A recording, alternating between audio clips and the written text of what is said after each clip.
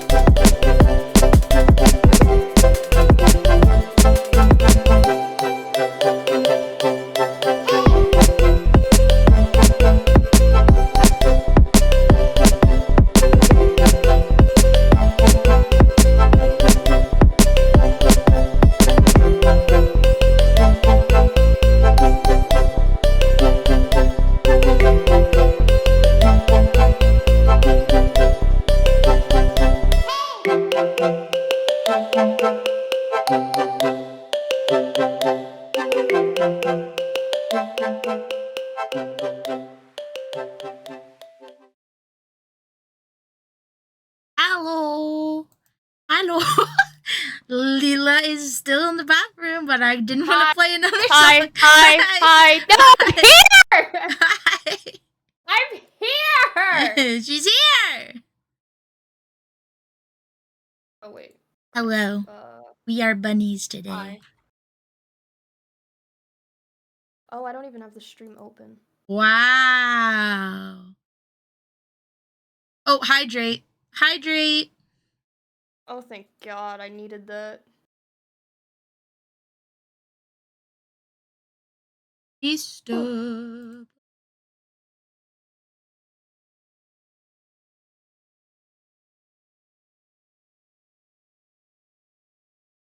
I needed that.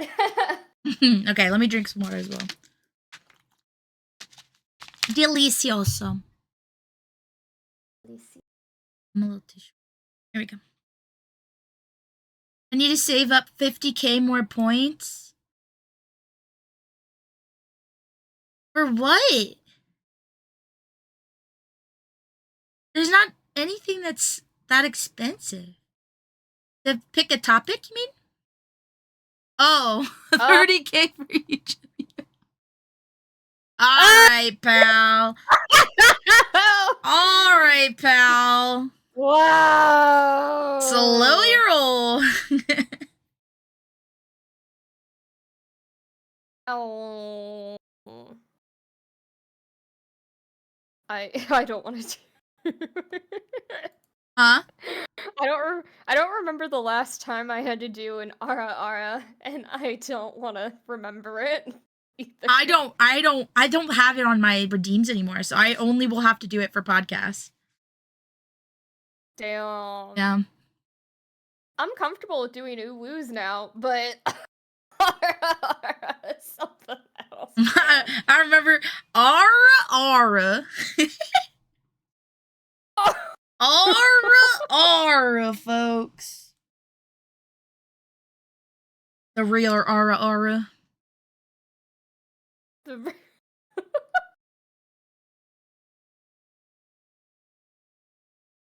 Oh yeah. Unless I add a redeem and make Sero do it on her streams. That's true. You could do add a redeem and make me do it. That's true. That is true. I would make it extremely expensive though.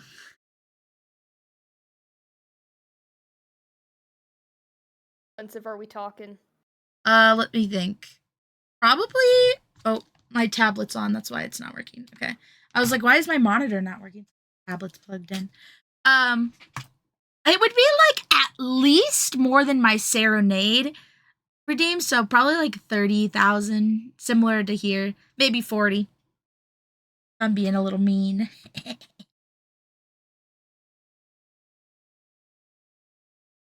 Damn. I think Serenade's 10 actually. I remember. I would have to check. I don't care enough to do that, so we're not gonna. Only 40? 40,000. 40,000.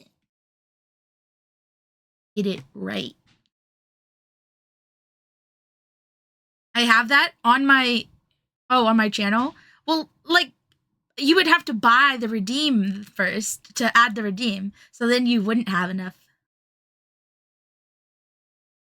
Big brain moves.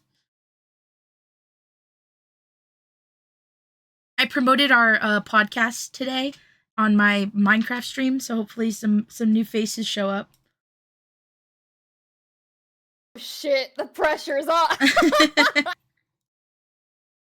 Jesus, I feel like I'm so jumbled. Okay, fun fact for everybody listening. Sero and I switched places. I was on history duty, and holy fuck is the history of Easter so fucked up. It's so, not fucked up in the sense of, like... Bad, just fucked up in the sense of, like, complicated. It feels like nobody can agree on stuff. Yeah.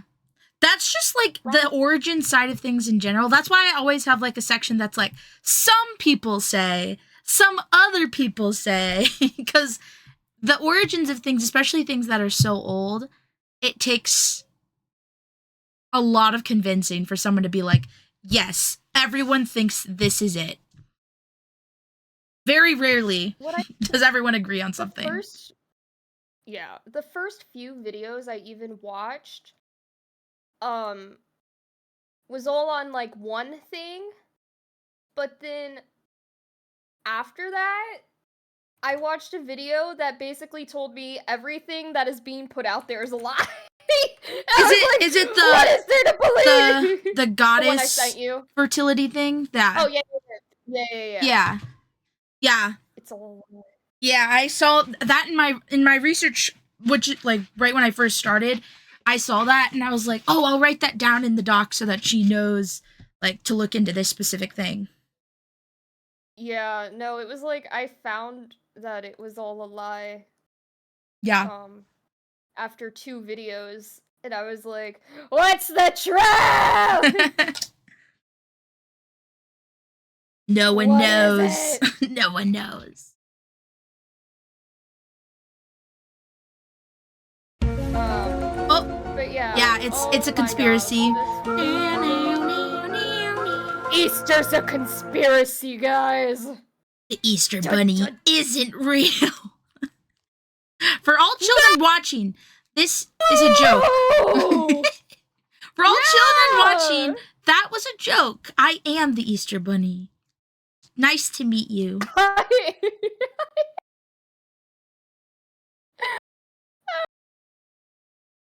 There's gotta be an Easter Bunny, a Tooth Fairy. Like, there's gotta be those types of VTubers, right? Like a Tooth Fairy VTuber or like an Easter Bunny VTuber. I feel like there's gotta be.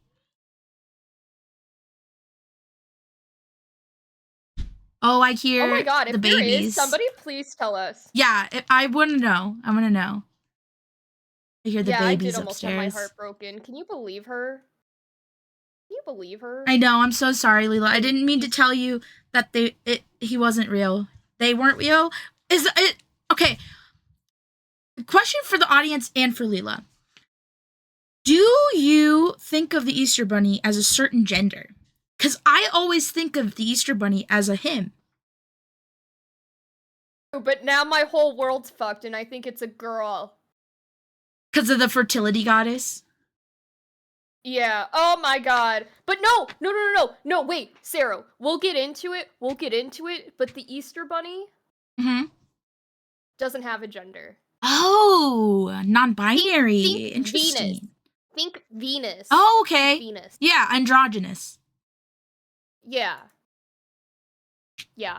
Cool. If we're gonna get into not political, if we're gonna get into historical stuff like we are today, yeah, then the Easter Bunny, is androgynous. So. Interesting. Yay. Interesting.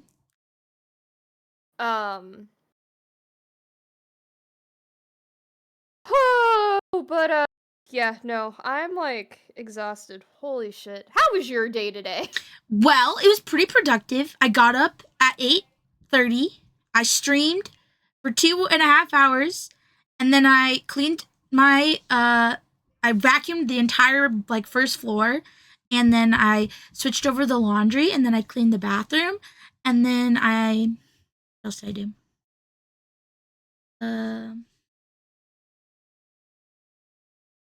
I researched podcasts after that, and then I don't remember what else I did. I did other stuff. I just don't remember. But yeah, it was productive. Productive day. My grandparents just got here, so everybody's here. I hear the babies upstairs. My sisters are both upstairs.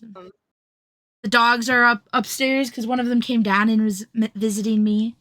And I'm sure my dog will be down here if he gets sick of the other dogs. So, yeah, it was a productive day. How was your day, I Lila? don't blame. How was my day? I don't know. It's all a blur. You were too tired. But guess what? Guess what? What? Tomorrow's Good Friday, which Yay! means today's the last day of Lent. Yay! Woo! Guess who gets to have coffee? Now don't go overboard. This was a good cleanse. Make sure you don't like get back into a bad cycle now. This is a good opportunity to break the cycle, Lila. I broke cold turkey, and oh my god, it was so bad. It was so bad. It was horrible. No, it was. Oh god. Nope. I did not like it. I don't think I'm ever doing that again. Not for that long, at least. Yeah, I definitely think that if you have like a habit like that, you should definitely wean off of it rather than just like cut it off.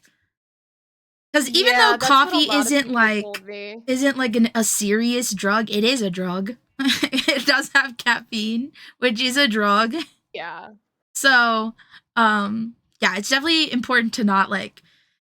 At least it's not like shocking enough to your system where it's like detrimental, but it is like you get headaches and all that. Yeah.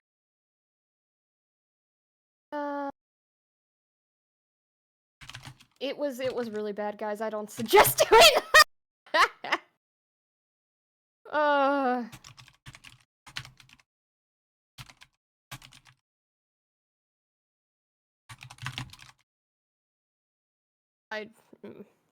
I feel like I'm there, but then not there at the same time. Does that make sense? Yeah, yeah. Very much so. Yeah. I'm there, but not there. That is, yeah. That's why I'm like this right now, and have been for I don't know how long. I feel like I've been like not completely all there for a while. And not in like a not in a bad way.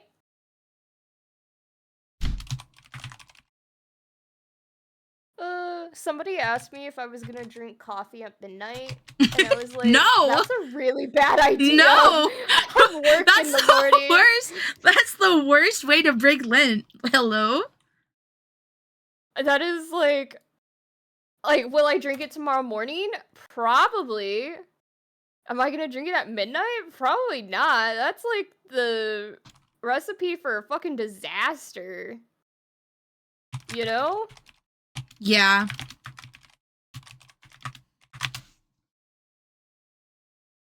Okay. Not about that life. Get my lotion on here.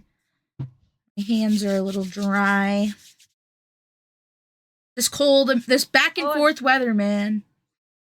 Oh, I know. Oh my god, I hate it so much. I never know, like, what to take with me when I leave in the morning. Yeah. I'm like, do I take a heavy jacket? A light jacket? Jacket with a hood? Jacket without a hood? It was pretty chilly earlier, but it's pretty nice out now. Was chilly earlier. I got made fun of at work today because, so I was wearing a Sorry, I'm like resituating myself in my chair right You're now. good. There we go. I was wearing a crew neck sweater to work, and I had my what's it called? Nordic Beach jacket. It's like a really fluffy warm jacket with a hood. And I brought that with me because like it was kind of cool this morning Yeah. and I didn't know if it was going to rain or not, and it did rain. So when I go to lunch, I don't like eating lunch in my in the break room. So I go to my car and I was like wearing the jacket over my sweater because like it was windy and it was rainy. Well, it wasn't raining at the time, but I didn't know that.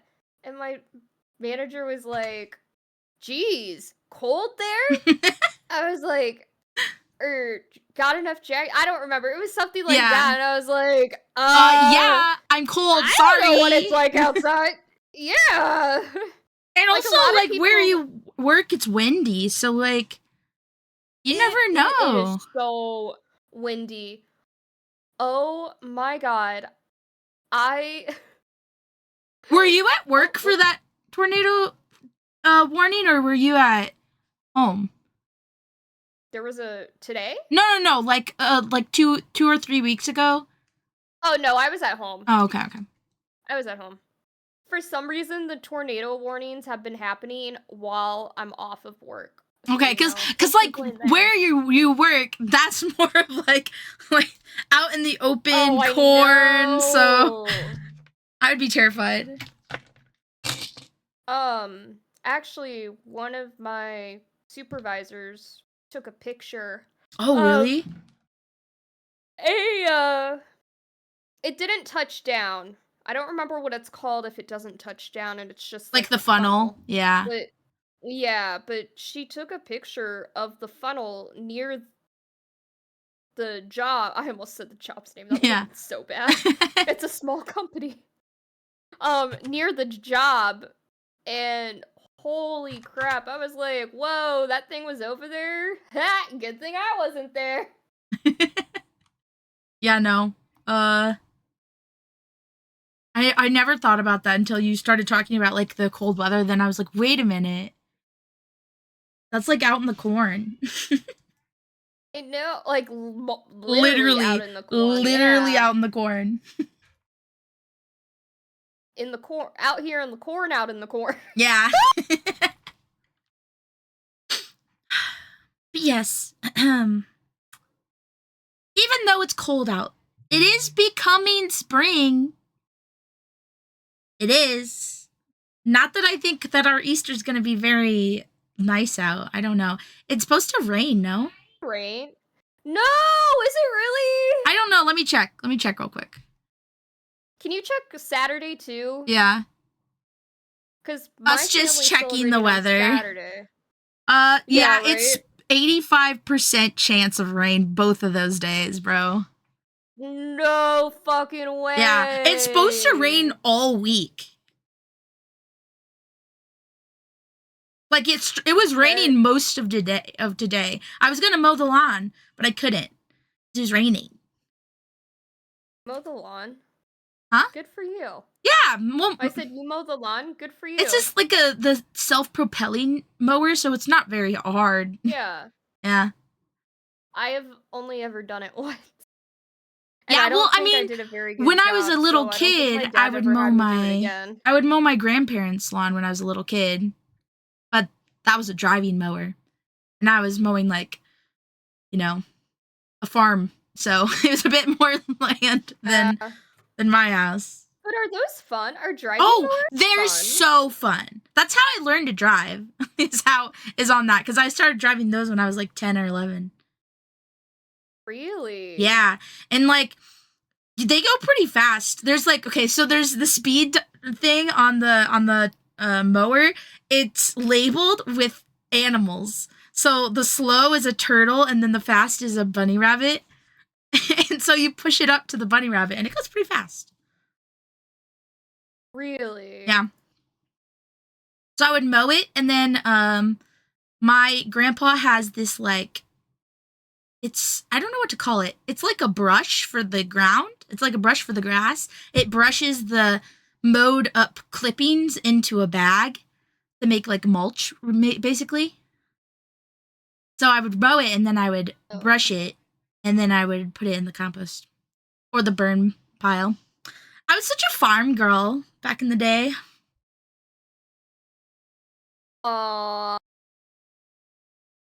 Yeah, it's becoming spring. I just hope that I wish it wasn't raining on Easter, because I think we're gonna do something for the babes.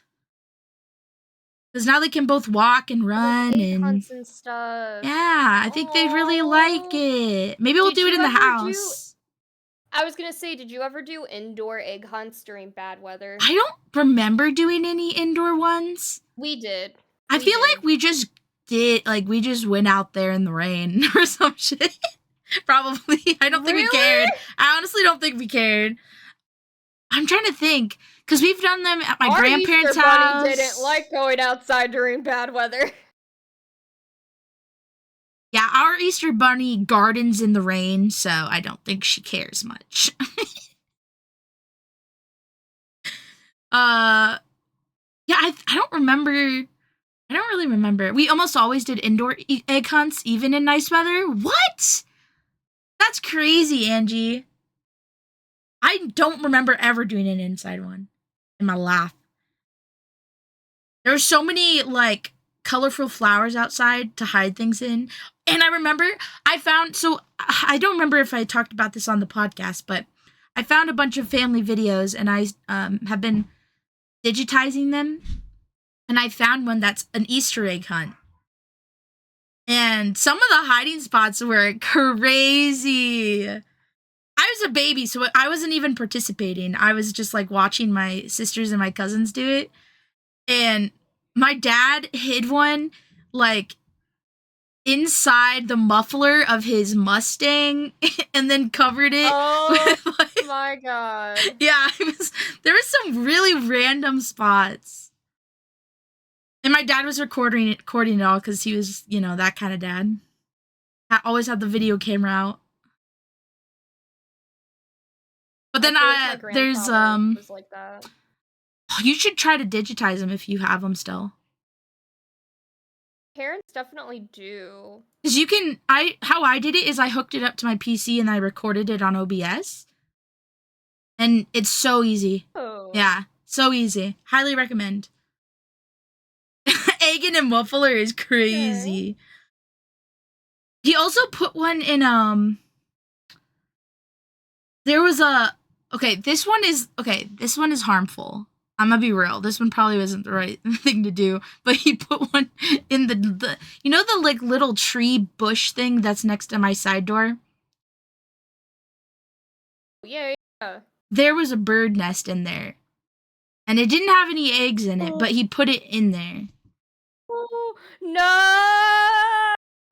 Yeah, I know. You're kidding. But in the recent years, since then, that was like, a long time ago, we now have a sign that says, bird nest, leave it be, or something like, leave it alone, that my middle nephew made when he was a kid.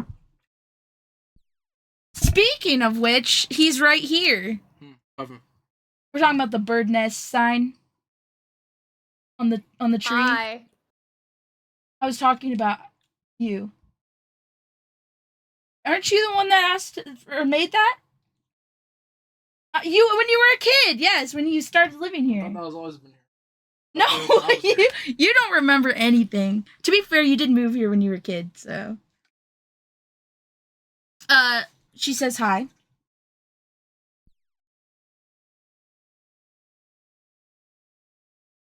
Had to mute. I did have to mute because he's like, who?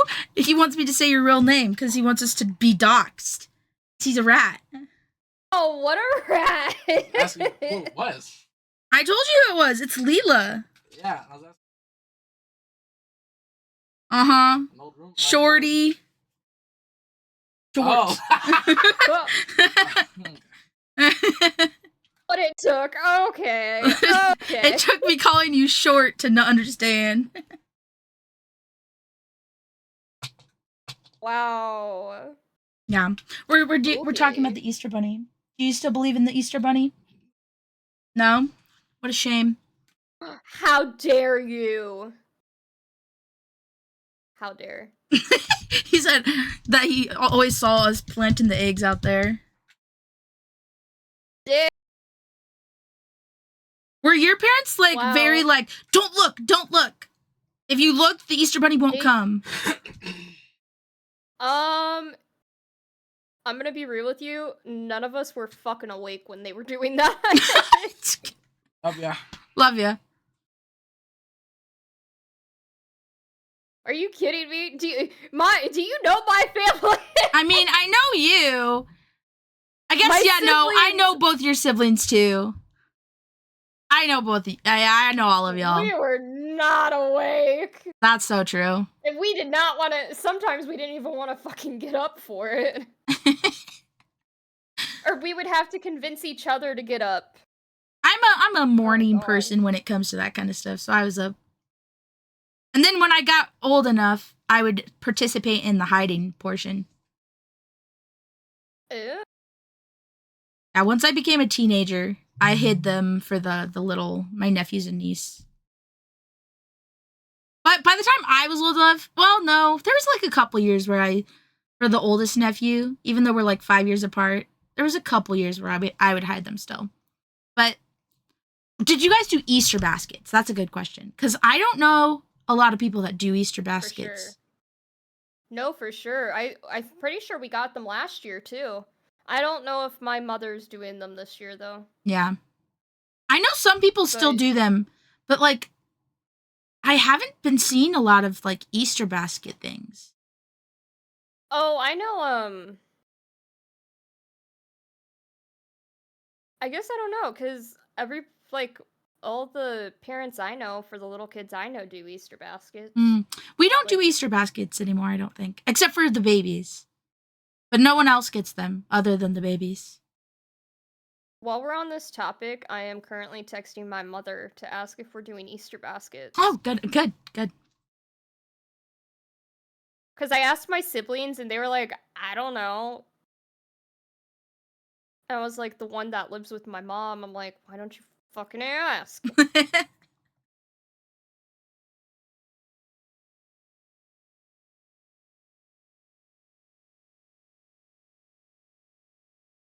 Also, I'm supposed to be bringing like an appetizer to our Easter dinner. Yeah. And we're gonna do something stupid. Yeah. And try a whole new recipe. You love to do that shit. I know.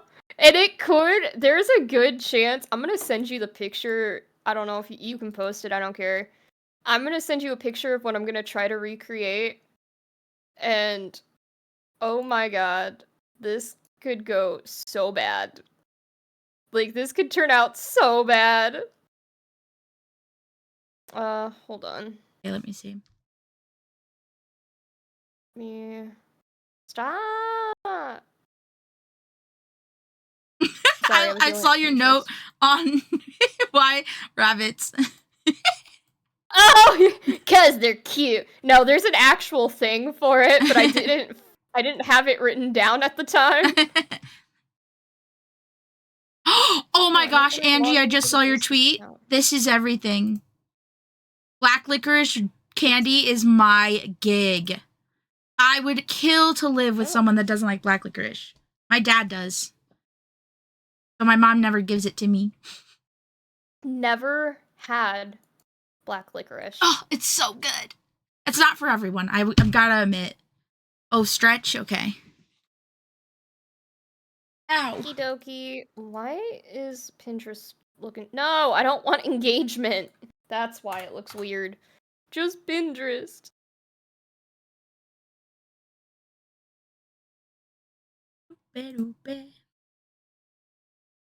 Not the business hub. Just Pinterest. Lila is struggling. No, not the business hub. Okay. Finally, Jesus. I had to switch it over.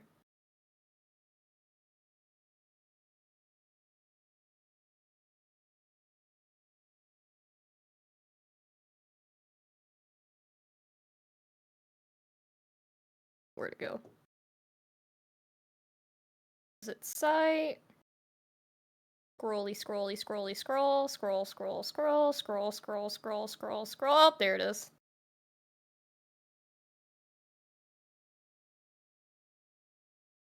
Roly, roly. Holy doly. Okay. I'm gonna try to recreate this, but instead of ranch, a spinach cheese dip. It's pull-apart bread stuffed with cheese. Oh, okay. I'm gonna try to make that bunny. That could go really bad. Okay. Oh. I was Okay. also looking at this one too. Here, guys, let me But either way, oh, whoops, wrong one. show you what we're Either working with. way, it could go really bad. It's a pull apart bread thing made into a bunny. Wow. Oh. Did someone just fall down the stairs?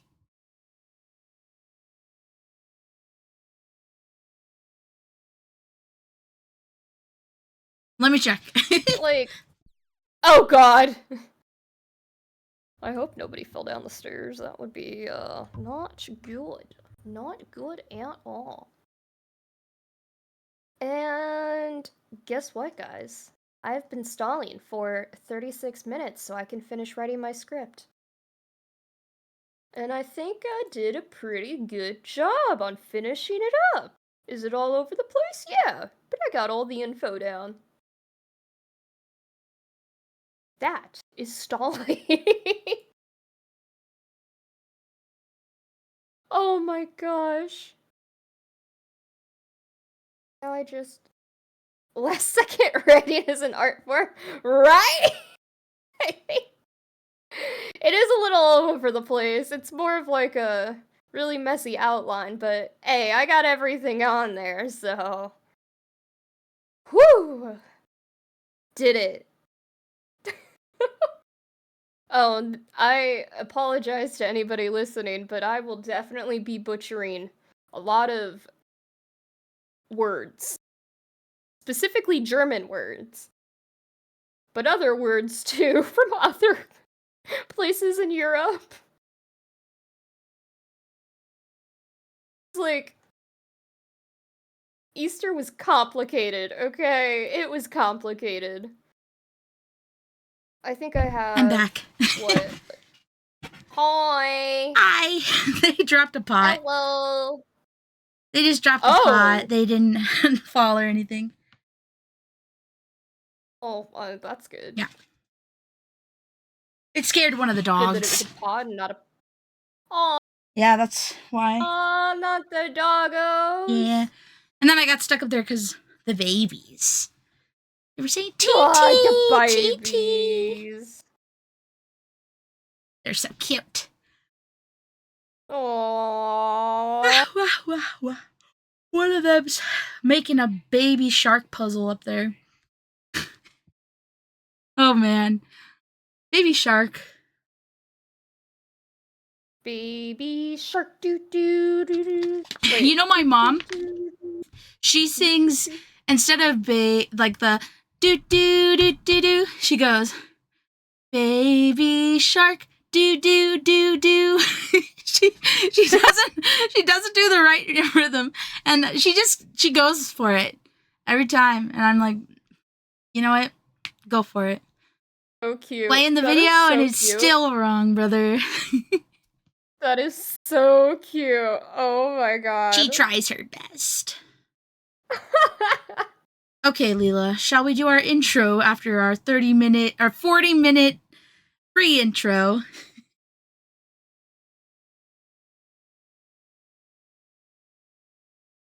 Let me get a sip of water because I need it. Okay, same. Actually, I'm almost out of water. I'm gonna have to fill this up in a minute. I forgot to fill it up beforehand. Brother.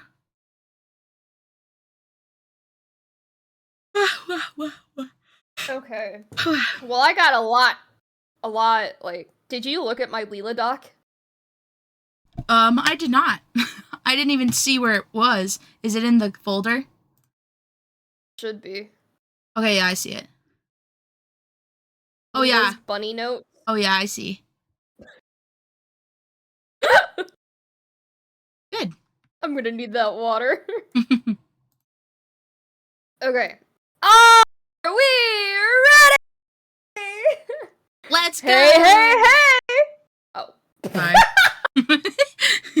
Every time! Okay, go. How are we gonna do the in-sync stuff? It's delayed. I don't know how we can ever do the in-sync stuff. We'll just do it poorly, I guess.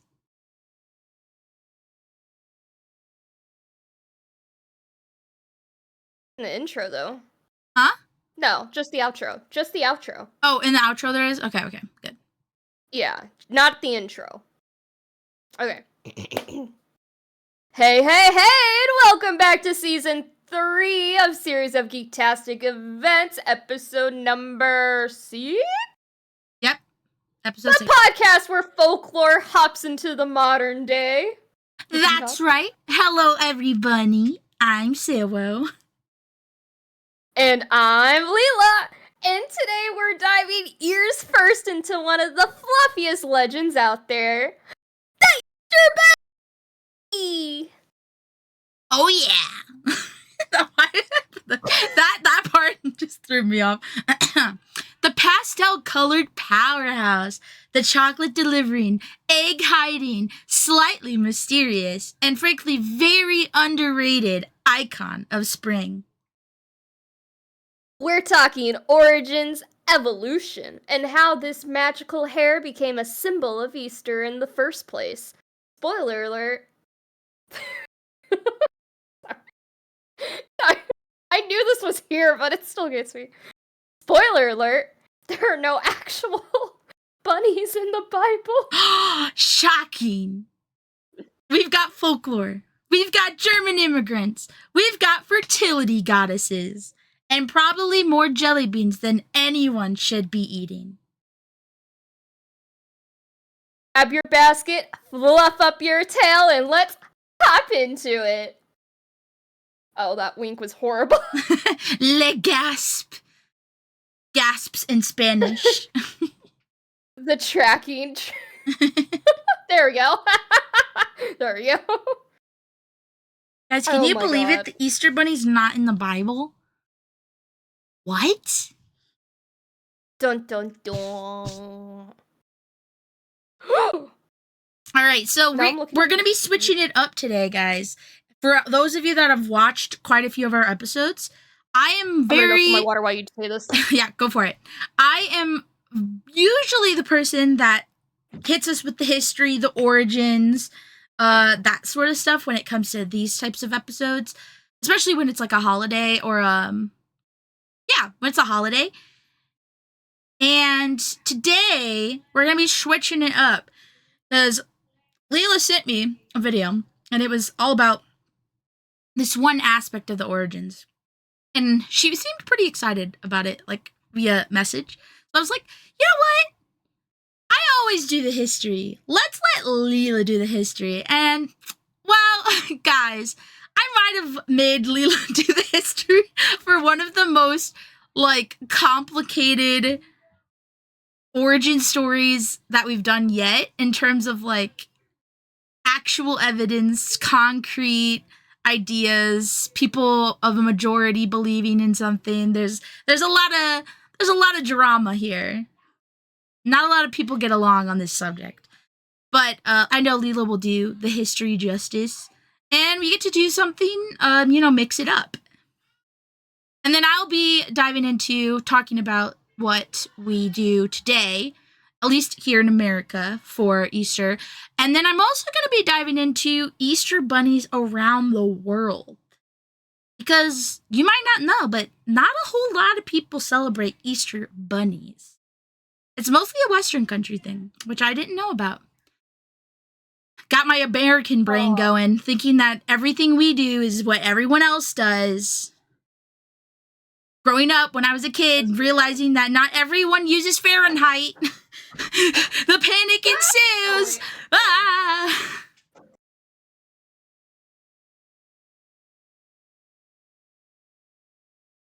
Oh, I heard Lila, but I don't think she's here yet. I think she must have needed something. Run real quick. Okay, I'm back. I'm back. Oh my goodness. Yes, we're gonna be switching it up, but Lila's gonna do fantastic, and I'm just gonna sit here and look pretty. Hopefully I do fantastic. You'll be fine, trust me. Oh, there's gonna be a lot of bad pronunciations. Oh, there was a Swedish word in here that I was not even gonna deign to try. So I wrote it in the English translation of it. Oh, there was fucking, like, what did Julius Caesar write in? What was it, like, Latin or some shit? And I just wrote out the English translation. I wasn't even gonna try it and type that one.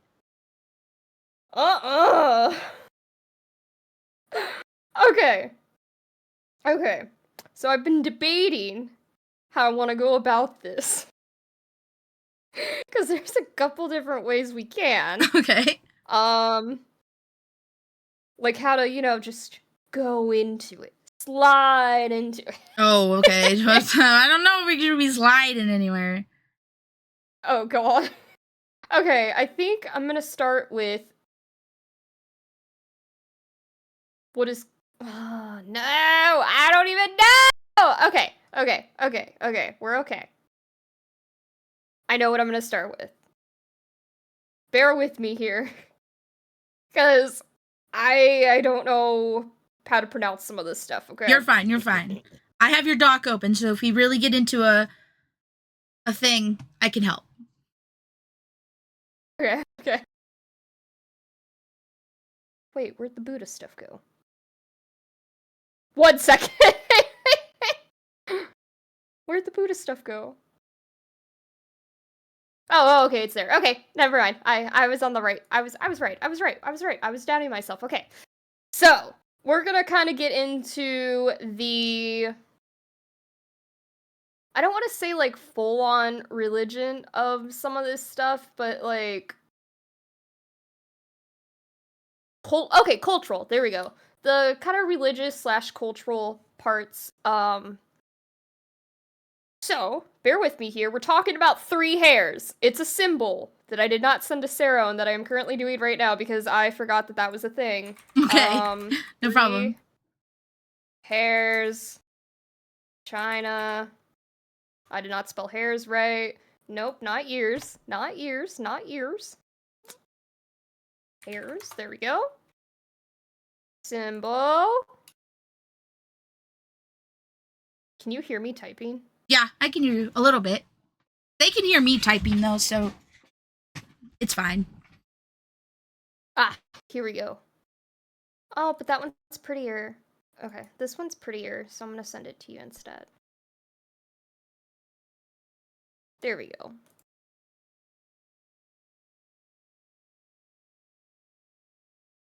With the 3 hairs, okay? So we're going to China. We're actually gonna talk about Buddha in, like, the Buddhist, religion. So the earliest example of, like, a hair being, like, symbolic to everything that we're gonna be getting into, because, oh my god, is this a deep dive, can be found in these caves in China. A Buddhist holy site created in the 6th century AD, which is, like, crazy to think about. Did you get the picture, by the way? It's sent correctly? Yep, I got it in here. My nephew's back, and he's burping in my ear, so I muted. Oh my god. Yeah. How but rude. I put the picture on there. How rude. Oh, sweet. I see it now. Okay. So obviously this itself is not what was on the cave wall. I picked a pretty picture, but this symbol with like the 3 hairs and their ears touching and stuff and like that was, on the walls. The appeal of the 3 hairs symbol is partly in its central optical illusion. Individually, each hair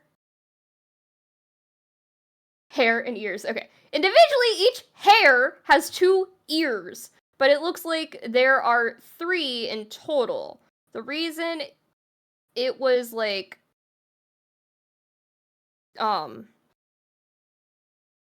talked about so widely is probably due to like the international trade in the first millennium AD. Hello, Polka. Hi, Along Polka. with many other along with many other like pervasive artistic symbols, it was featured on objects that were bought, sold, and exported along the Silk Road. Yeah, the Silk Road. That's where we are in history right now. Whoa, that's kind of crazy. Right? That linked Europe with Asia. Because a lot of like the Easter stuff you are gonna find is from Europe. But yeah, we're Hydrate, Lila. linking Europe to Asia. Oh, sweet. Need it again. What do you use to drink out of? Do you use cups or water bottles? Water bottles. Okay. Do you have any like cups like a Yeti or a Stanley or anything like that? I have that really big jug that you gave me. Oh, good. Do you actually use it? Yes, I do, but I will say I stopped using it when I was working at the bookstore because I wasn't allowed to carry it around with me. I got yelled at. Oh, it was, lame. it was too noticeable because that company was whack. So I stopped using it, so I need to get back into the habit of like filling it up and using it again. But I did used to bring it with me to work and like carry it around. And especially because it has that strap, so I can just put it on my wrist. Yeah. Love my Brita water bottle, but I got into Brewmates. They're kind of like, they have a straw and they have a handle. It's a 40-ounce cup with a slimmer bottom, bigger top, kind of like a Stanley. Has its own handle. And the nice part about the straw itself is metal, but on top it's not. It's like that goodbye. squishy. Stop talking. Lila is talking right now. Wow! Tell him he's rude. He said, I'm gonna come back and dox you later. What a teenager, God, bro. what a rat. Yeah, really. Alright, continue, Lila. I'm so sorry. So But, rude of him to interrupt. No, you're fine. The nice thing about the Brewmate is that it has this, like, special lock system. So you can seal it. You can turn it completely upside down and it won't leak at all. And I love that. It's, like, one of my favorite things. I'm so obsessed with it. I have 2 now. They're both purple, if you can believe that. Wow, I would never have guessed. That's You'd never crazy. I know. Anyway, sorry. Okay, Buddha. Silk Road, Asia, okay? 3 hairs. It's believed the symbol implies prosperity and regeneration. Let me see what it says. I'm saying that right? Regeneration. Prosperity and regeneration. Yep. Okay, yeah, that's okay. I don't know why it sounded weird coming out of my mouth. So the symbol implies prosperity and regeneration through its composition and overlapping forms. The themes of renewal and rebirth seemed linked to the Easter message, which we'll definitely be getting into. It is literally everywhere. Oh my god. There's some stuff. And it's always renewal and like rebirth and fertility and oh my goodness. But the 3 hair symbol is believed to have originated in a story in the God, I'm gonna get made fun of. I know it.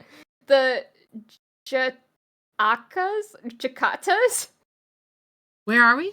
Tales Oh, you just highlighted it. The Oh. Jakatas tales concerning the life. Jatakas, yeah. Jatakas. Jatakas. Yep. Jatakas tales. About the hair of selflessness. In the story, the hair is previously incarcerated of the historical Buddha, and he is so generous and like devout that when he meets a starving priest, he self-sacrificially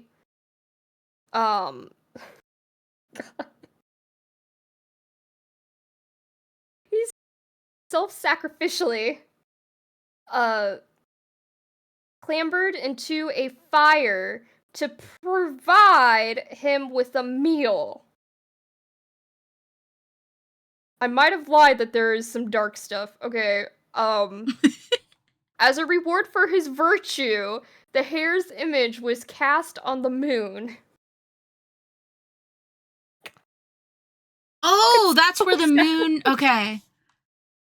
He fucking self-sacrificed himself into a fire so somebody else could eat it? Bruh. What?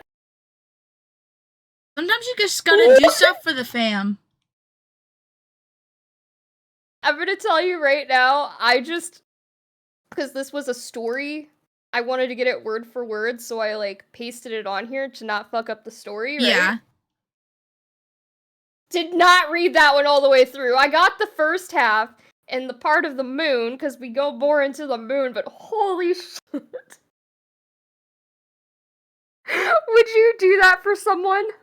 Would you sacrifice yourself in a fire so they could have a meal? I don't know if I would... No? I would just make Why them a is meal. Sacrifice? Oh my god, sacrifice seems to be another big thing with fucking Easter. Jesus. Literally. Sorry. That was not intentional. Okay. So the hare's image was cast on the moon, okay? So this was Buddha. A Buddha thing, right? Okay. Now, like, the moon and rabbits seem to go, like, hand in hand. The moon and hares, I should say. We're not into the rabbits yet. Moon and hare. So, moon inhabiting and moon, starring hares are, like, a big thing in China, Japan, Korea. Taoist traditions in China relate a story about a moon-dwelling rabbit who pounds together the ingredients of the elixir of life. Indigenous North and Central American culture have very similar myths that connect hares and rabbits with the moon, presumably because they also detected the markings on the lunar surface. The rabbit is an honored creature synonymous with celestial powers and rejuvenation. And you want to know the first thing I thought of when I thought of that? Sailor Moon. Bruh. The main character's name is Usagi, which is rabbit.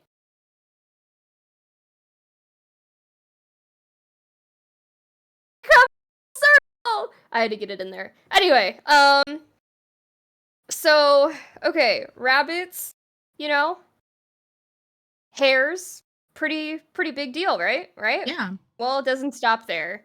So, you know how I said that rabbits aren't, like, in the Bible? Yeah.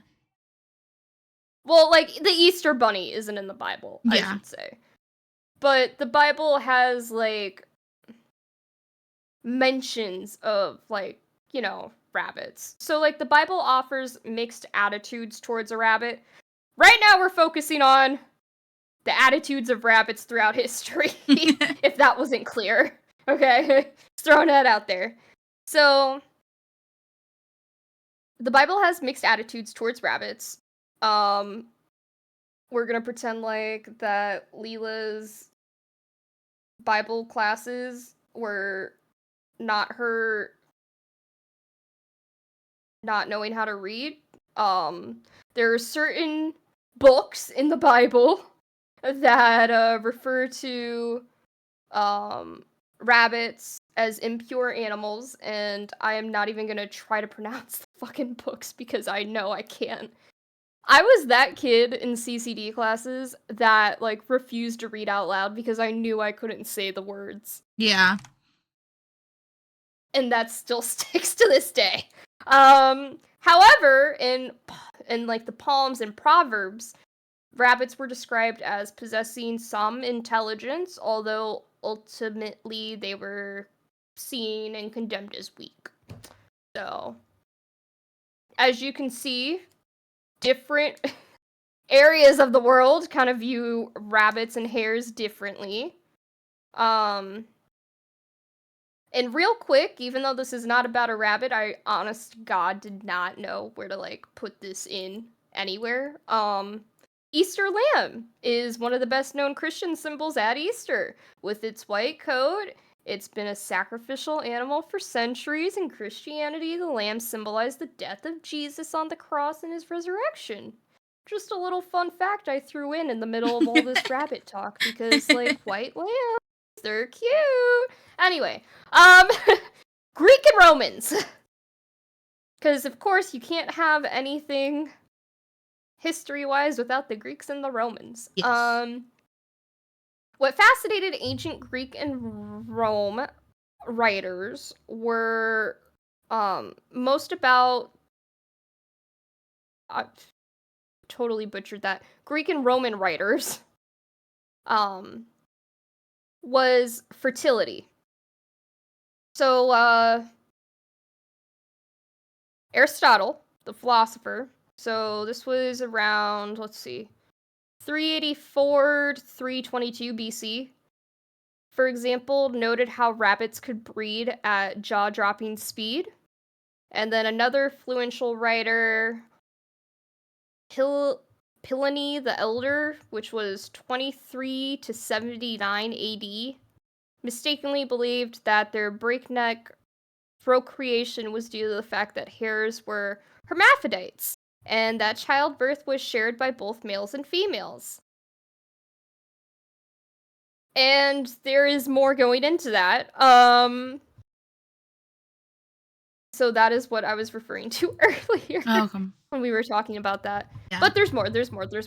So, in the medieval and Renaissance era, okay, rabbits were frequently represented alongside Venus and the ancient Roman goddess of love and sexuality, you know. I also thought of Sailor Moon again. Lust is also one of the 7 deadly sins, and a lot of artists did, depict, Luxuria?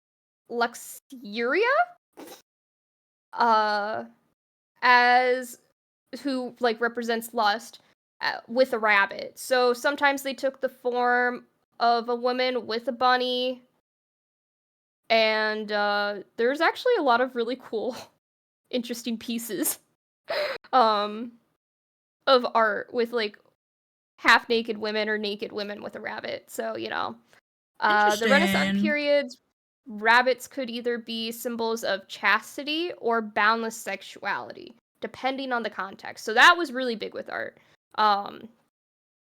You could kind of tell what vibe the artist was going for based off of the picture, but yeah, rabbits, again, tied to, you know, sex and lust, sexuality, fertility, if you want to, you know, swing it that way. These biological traits of rabbits and hares also promoted association with fertility, and otherwise disconnected cultures. Even Aztec mythology. Aztecs, okay? There was a belief that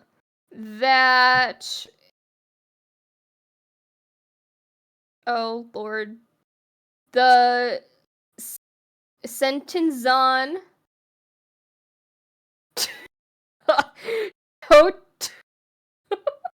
Toto. Oh god, I have no clue. Help. Okay. I have absolutely no clue how to pronounce that name. Totochin? Totochin? Oh, Aztec. Okay, so it's Aztec. I don't know what CH sounds like. Here, let me just look it up. Okay, I thought you were gonna have a better idea than I was. Yeah, I've never seen that particular combination.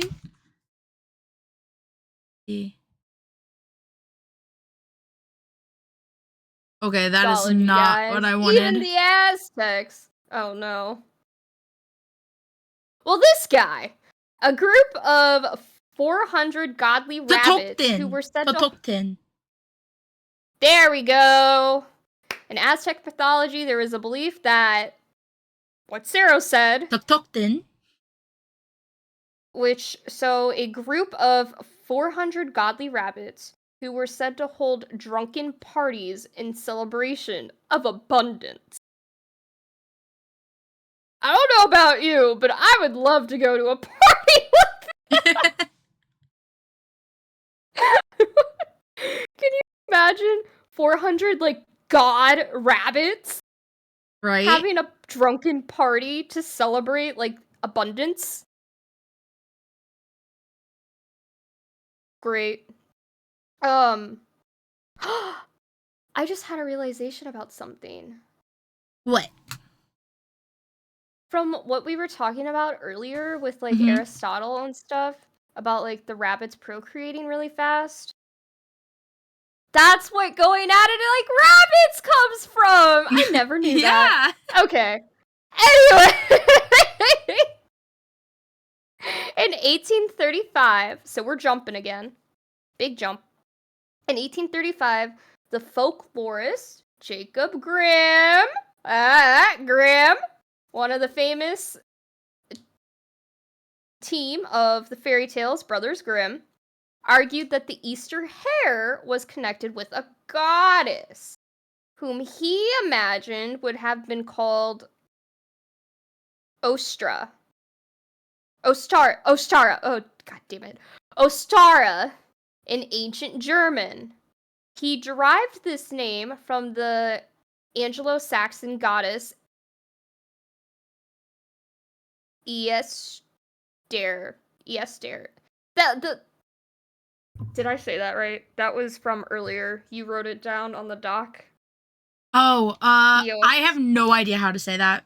I'm gonna be real. I think it has accents. I couldn't write the accents though, so I'm not even sure. Easter. I'm gonna say Easter. If that's wrong, I apologize. We're trying our best. Yeah. So okay, yeah. So he derived the name from the Anglo-Saxon goddess Easter that Bede, an Anglo-Saxon monk considered to be the father of like English history, mentioned in 731.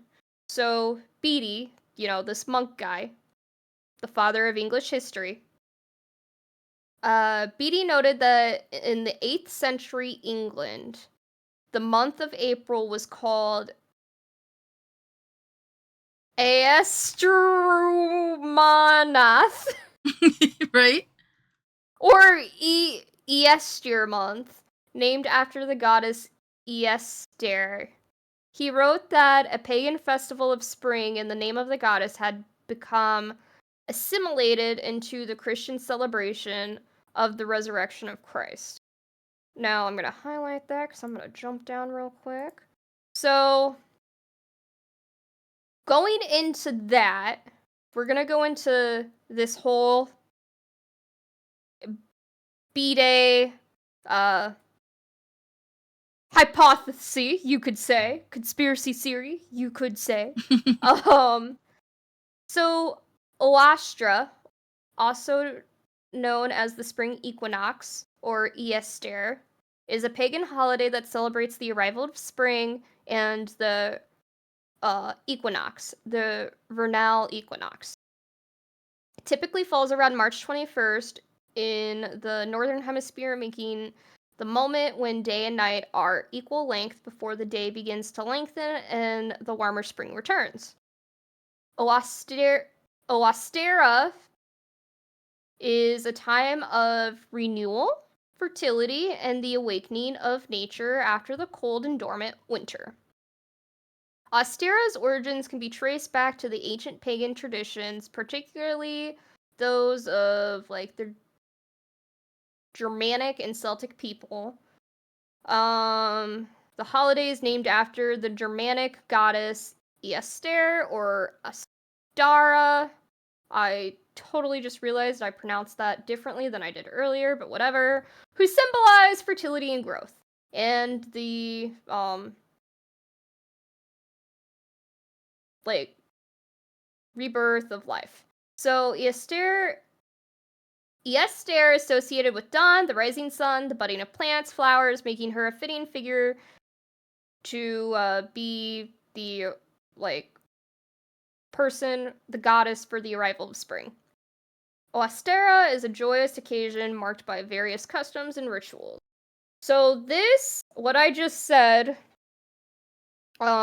which is linked to what B-Day would have been talking about, is considered. It's one of the things that fucked me up doing research for this because Yeah. like historians consider it like not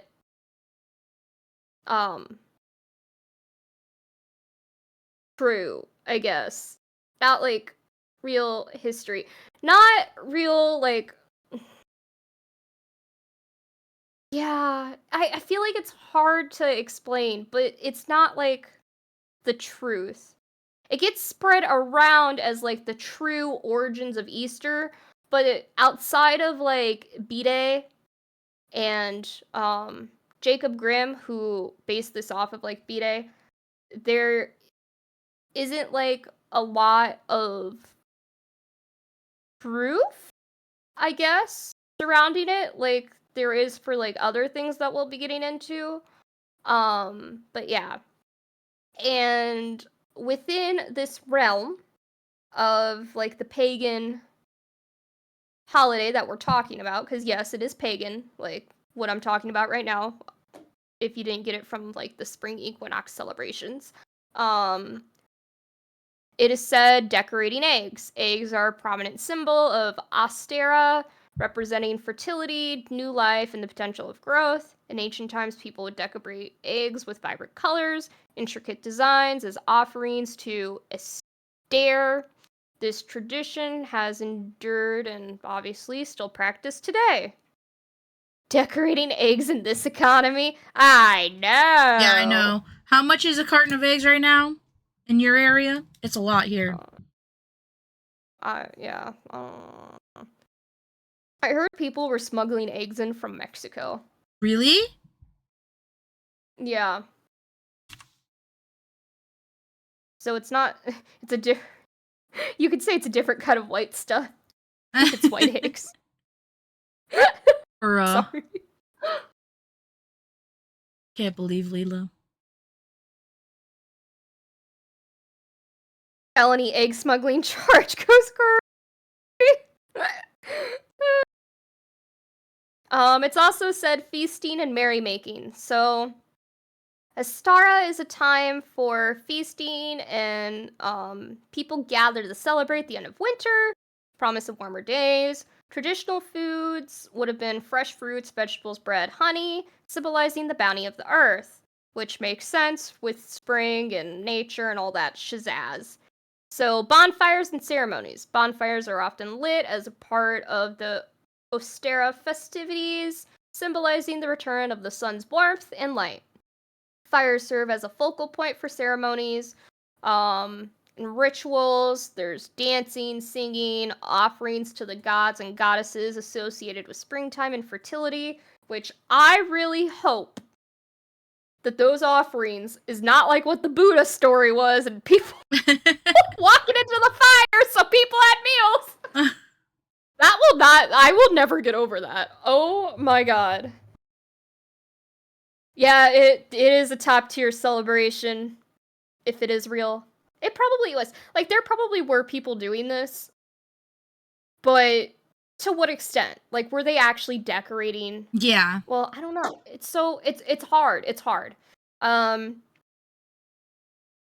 and gardening. Austera is a time for planting and tending to gardens, because obviously spring, people preparing the soil, sow seeds for coming growing season, the act of, like, nurturing earth. And, it reflects to, like, humans with the natural world, cycle of life and death. And then, like, again, you're connecting with nature. Many people use Austera as an opportunity to reconnect with nature, whether it's through walks, picnics, just spending time outdoors, gardening, observing the signs of spring. This connection to the natural world is, like, central to the spirit of Austera, reminding people that they're placed within the, basically, like, the web of life. Austera is a vibrant and joyful celebration, marked by rituals that honor the cycle of nature. So Esther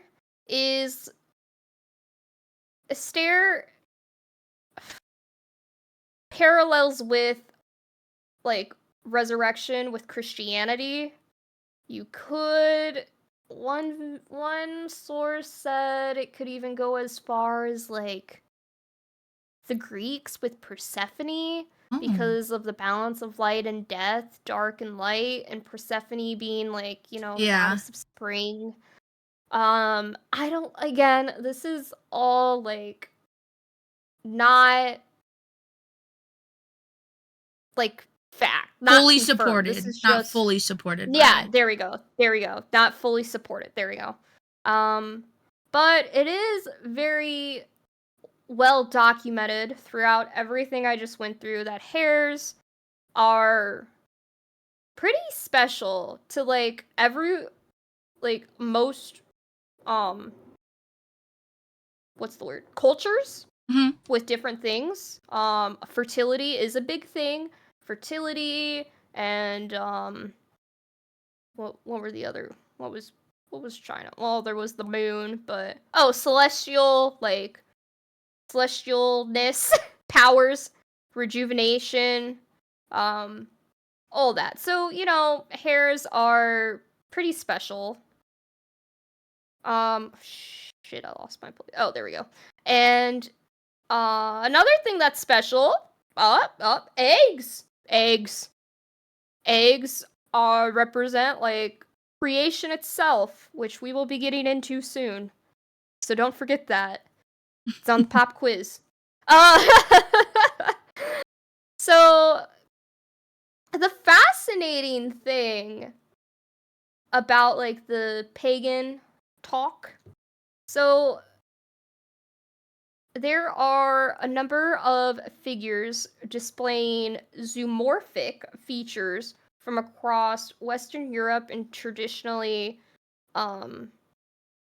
understood to, like, represent different deities, like we were talking about. Like, I don't remember if it's Astara or Easter, but one of them is usually represented as, like, a hare. Hold up, I need to figure this out. I did not think to look into that. Astara or deer presented as a hare. Why do I keep typing here and not hare?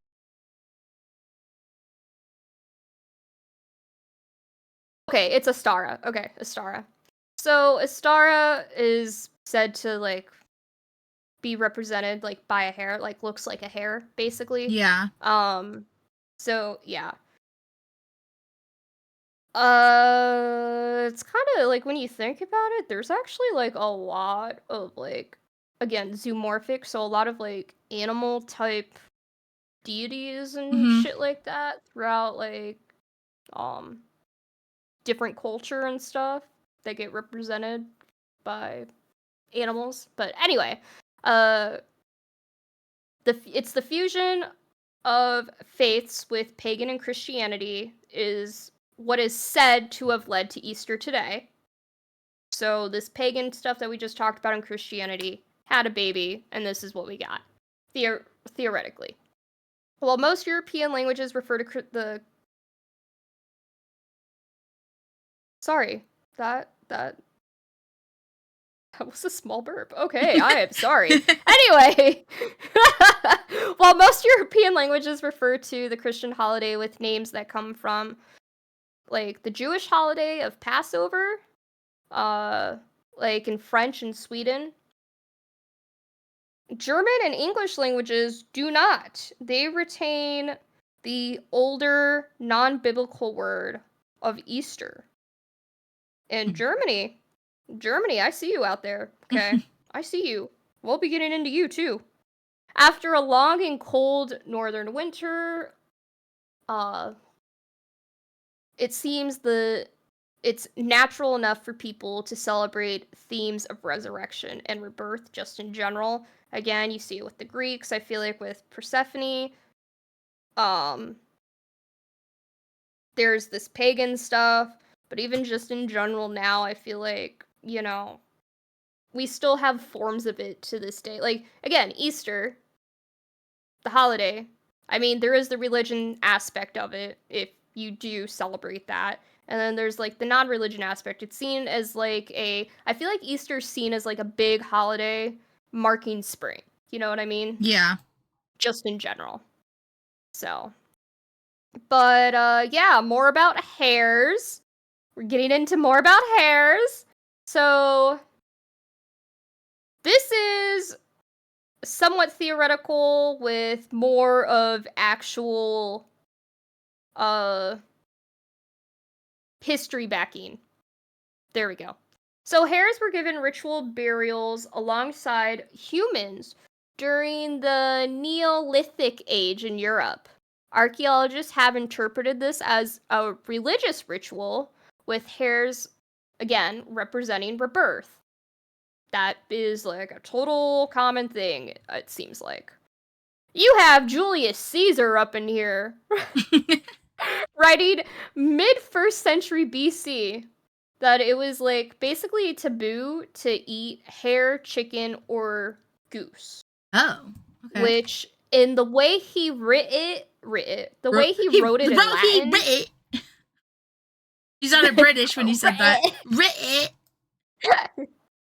Well, it was from a British document. Anyway, it suggests that the way he wrote it, I was about to say writ it again, damn it. The way he wrote it, it's more inclined for historians to believe that this was more of a religious thing, the prohibition of consumption of these animals, instead of like a non-religious matter, that it was religious. Yeah. Which honestly makes a lot of sense if it came from Julius Caesar, just saying. Caesar would likely have known that in the classical Greek tradition, hares were sacred to Aphrodite, the goddess of love. Again, there's another connection to somebody who's linked to, like, love and fertility and shit, and sex and lust, yeah? Do we see these pieces coming together, people? Aphrodite's son, Eros, was often depicted carrying a hare as a symbol of unquenchable desire. I don't like that. Sorry, that just reminds me of the Renaissance paintings with the bunnies and the fucking lust and sex. Yeah. Oh my god. Okay, anyway. The OG Playboy bunny. For real. No! Oh my god! What I'm about to say next is Oh, no! Why'd you have to say that before the Virgin Mary thing? Oh no!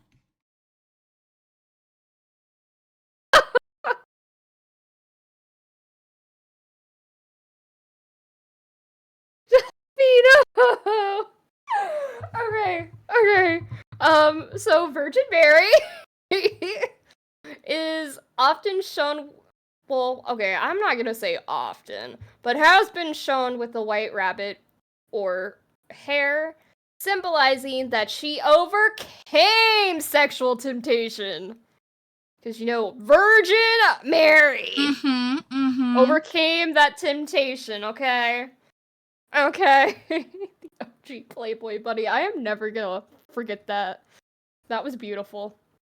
There are written accounts from England around the same time that also mention the Easter hare, particularly in terms of traditional Easter hare hunts. So I'm gonna get into this. There's a lot of stuff that goes back and forth between Germany and England. Germany and England. So, fuck, I don't know where it came from, okay? One of the two, if that, I don't know. Anyway. History, man. In England, yeah, history. Goddamn. I feel the amount of, times I've said God and Jesus, in vain during this episode on the last day of Lent makes me Bro, like I'm what a are bad- you doing?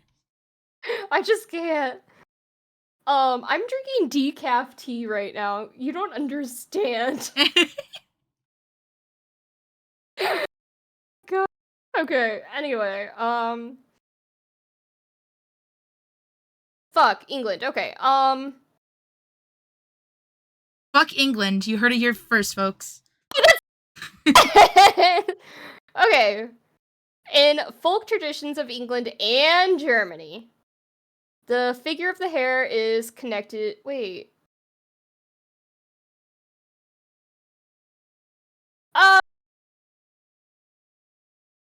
I was supposed to read that first before the written accounts of England. Okay.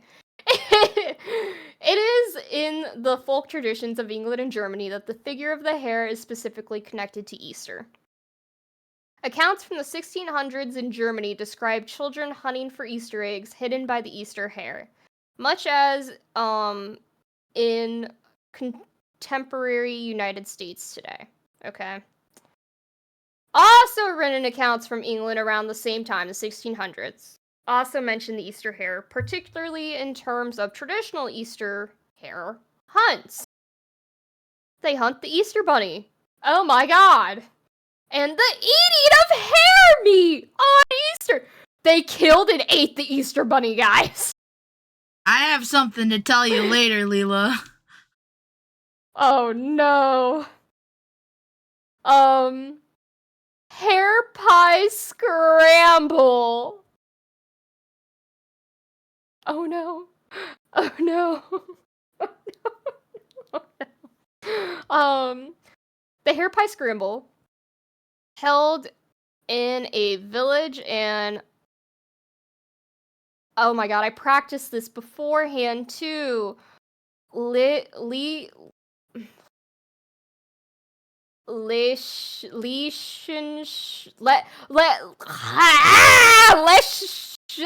Sarah, what is this? I practiced this. Oh my god. I don't see the It's not highlight. in England. Oh, okay. Leicestershire.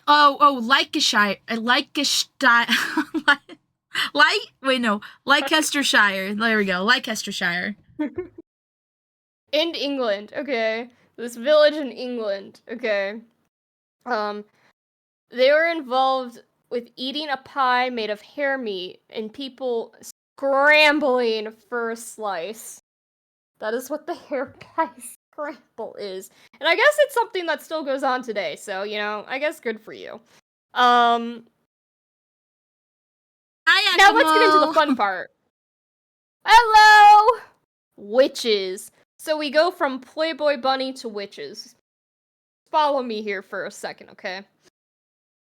So the eating of the hare may have been associated with various long-standing folk traditions of scaring away witches at Easter. Interesting. Okay? No witches round here. Okay. So throughout Northern Europe, folk traditions record a strong belief that witches would often take form of the hare. When we did the Salem witch episode, Yeah. didn't we briefly talk about Europe and witches? Yes, but we didn't talk about. Okay, no, I'll get into it later. Witches come up later, guys. Okay. There's more witches. Oh, cool. There's more witches. We're not done with witches. And apparently we're not done with a lot of stuff referring to rabbits. Oh yeah, the the dead rabbits. Oh no. Rabbit hunts, man. Yeah. So, okay. There's a lot of folk traditions, strong beliefs that witches would often take the form of a hare, usually for causing mischief, such as stealing milk from neighbors' cows. Witches in medieval Europe would often believe that that they were able to suck out life energy from others, which would make them sick and suffer. I mean, like if I were a witch and I didn't like somebody and I had that power, I mean, why not? Why not? Okay. Why not make your enemies suffer? So the idea that the witches of winter should be banished at Easter is a common European folk motif. Okay, I said that correctly and I'm very proud of myself. Appearing in several festivities and rituals. The spring equinox, coming back to that spring equinox, with its promise of new life, was held symbolically in opposition to the life-draining activities of the witches and winter. In Sweden, popular folklore states that at Easter, the witches I'd talk about that. Okay, cool. Yeah. So Sarah will get into that later. And then fuck, I'm gonna fuck up so much German today. I am so sorry. I am so sorry. Anakin's not here to read it for me or tell me how to say it. Good thing he doesn't listen to these episodes. I don't think he'd let me live this down. Whatever. The Easter Fire, a celebration in Germany involving large outdoor bonfires meant to scare away witches. Okay. So we got the witches. Which I think comes back when I talk about eggs. But we'll get there. Let me just... I told you all beforehand, my outline's very messy. I'm sorry. Okay. So before we get into eggs, Germany. The German fox. Yeah. And shit, okay? So we talked about a little bit of England. Now we're going to talk about Germany. So the earliest known mention of the Easter Bunny itself, and like a real mention, not a conspiracy theory, like, the pagan holidays. So the earliest known mention of the Easter Bunny itself, I'm not even going to attempt to say that, is in a German text from 1572, and the English translation reads, "Do not worry if the Easter Bunny escapes you. Should we miss his eggs, we will cook the nest." Oh my fucking god. Why would you cook the nest? Anyway, the Easter Bunny is also mentioned in the writings of George Frank von Frank. Okay, George, a German. Do you see his name? Like, what the heck? It's George. That's the name. It's George. George. Good old George. Was a German physician and botanist in 1682. And,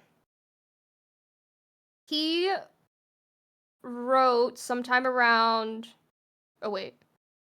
Fuck, did I fuck that up? Hold on. I might have mixed up something here. Oh, yeah, I did. Okay. Oh, I didn't put his actual writing. Oh, no, I did. I just have it in the wrong order. Sorry. So, we tend to think of the Easter Bunny as a rabbit, but it was first written refers to the legend that actually features the hare, which was in George's 1682 essay, English translation concerning Easter eggs. He describes German children searching for eggs supposedly laid by a hare, which is a ritual we obviously known as an Easter egg hunt today. So his is one of like the. So his essay and then the other one from 1572 are like the first actual like earliest like documentation of the Easter Bunny. So sometime around 1778, we find the first American depiction of the Easter Bunny, which was a picture made by an artist, Johann Gilbert, who immigrated to Pennsylvania from Germany in 1757. So that is like a clear depiction of Germany, like Germans bringing Easter over to America. So, go Germany! So there is clear documentation of the Easter Bunny and Easter in North America from Germany. And it is, again, like, everything up until now, it's just, like, conspiritual, I feel like. There isn't, like, hard proof evidence, you know? Like there is here. So, okay. Before I get on to the eggs, quick stuff about Germany. We got the German fox, okay? I cannot talk about this whole Easter thing without the Easter fox. Actually, before we say anything, Akamo, what do you know the Easter myth as? Is it the Easter bunny, Easter fox, Easter rooster? I'm just putting that question out there. Right now? Yeah, putting it out there while Lila. All these fucking German words coming up. You know what is bunny? This is not gonna be good. Interesting. Okay, Lila, dive in. I just wanted to see what we had going on in chat. Bunny. German's all about the bunnies. Well, there are certain regions apparently that are very about foxes and roosters. Foxes. Found. Yeah, because you gotta remember, there used to be a lot more foxes than bunnies. That is something I wrote down. But anyway. RIP to German listeners. I'm sorry. So just do your best, Lila. That's all we can ask. I know. We have to remember that there were more foxes than there are now. The Easter Bunny might have taken over the majority of egg-bringing duty in the last 50 years, but there were areas in Germany, specifically the... I feel like this one isn't even the hardest one. Sero, I'm calling you in. Okay, I'm here. Where am I at? Oh, okay. Schaumburger. Oh, yeah, see, I knew that one was gonna be an easier one. Land. Okay. Schaumburger land. Okay. So specifically in this area, okay? An area in the southern lower... You know what? We're skipping that. So, where the eggs were brought by the fox. Exactly how the fox became associated with Easter and the Easter egg is not entirely clear. Some think that the Easter fox stands in relation to... Fucking shit. Okay. Some think that the Easter fox...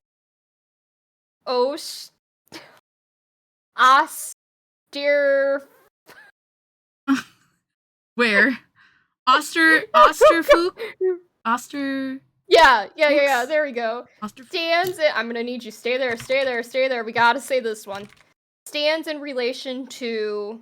I'm gonna see the pronunciation here. Osterfuchs. Yeah, Osterfuchs. Okay, and then time out, I'm on the wrong doc. Oh, geez, Louise. Okay. Let me see this bad boy. The okay. I can't even say it in English. What the fuck? I can't even say that in English. Pfingstfuchs? Pfingstfuchs? I think it's said Pfingstfuchs.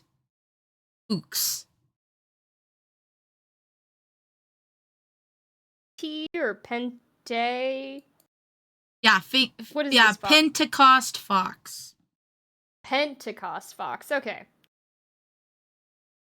Hey, yo, this sounds Okay, really good. So, I do have an Austrian neighbor. oh yeah, that's right. Yes. See, it's a good thing I'm having you take over on this part.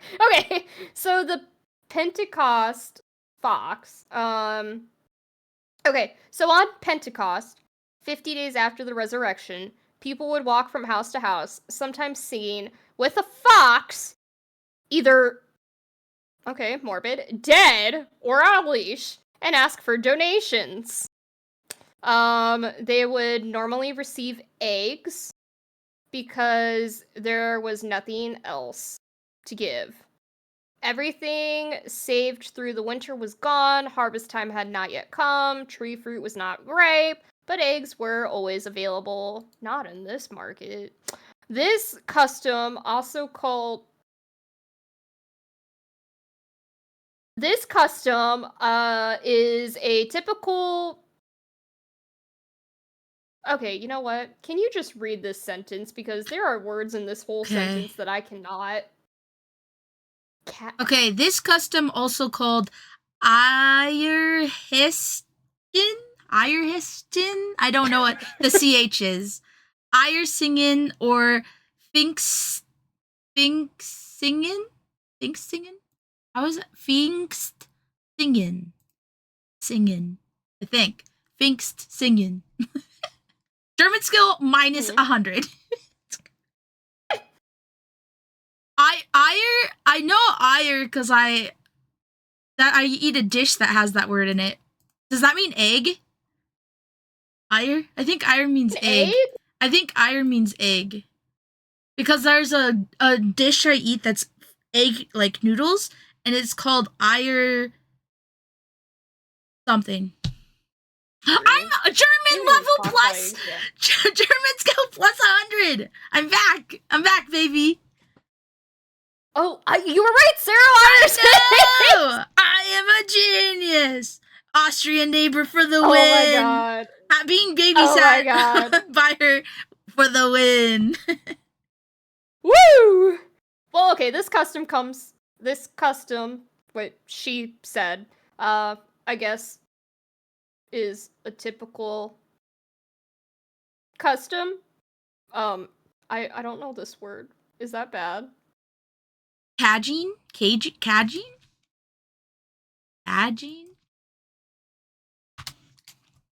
Ask for or potato. It's a British term, that's why. Oh, well, I did tell you I was looking at British articles. Yeah, so that's why we don't understand what that means. It's like scrounging for something. Yep. So yeah, it's a custom. Okay. It was mostly young men who went from door to door, especially... That's fucked up. It's fucked up. Hold on a second. It was young men who went from door to door, especially where unmarried women lived. Damn. Wow. There's been a lot of fucked up things this episode so far. We got somebody, like, walking into a fire so somebody else could eat him. We got, like, young men going to unmarried women's doors in the sake of, like, Easter. And we got, like, probably, I don't know what they're doing. And we got, like, the fucking, like, oh, let's celebrate the Easter hare by fucking eating it and killing it. And then we, like, find out that the fucking original Playboy bunny was the Easter hare. Like, okay, there's a lot going on this episode. TLDR. Okay. Anyway, along with this theory goes the fact that the fox was associated with, with the red-bearded Nordic god Donar, or Thor, because of the fox's red color. The custom on the Pentecost might have developed out of a... I knew Colts was gonna come into this somehow. I knew it. I knew it. I knew it. I knew it. I knew it. I knew it. I knew it. I knew it. Okay, I knew it. So, along with this theory goes the fact that the fox was associated with the with Thor because of the fox's red color, and it's thought that the custom on the Pentecost might have developed out of a sacrificial cult around Thor. Okay. Surprise, surprise. Lo and behold.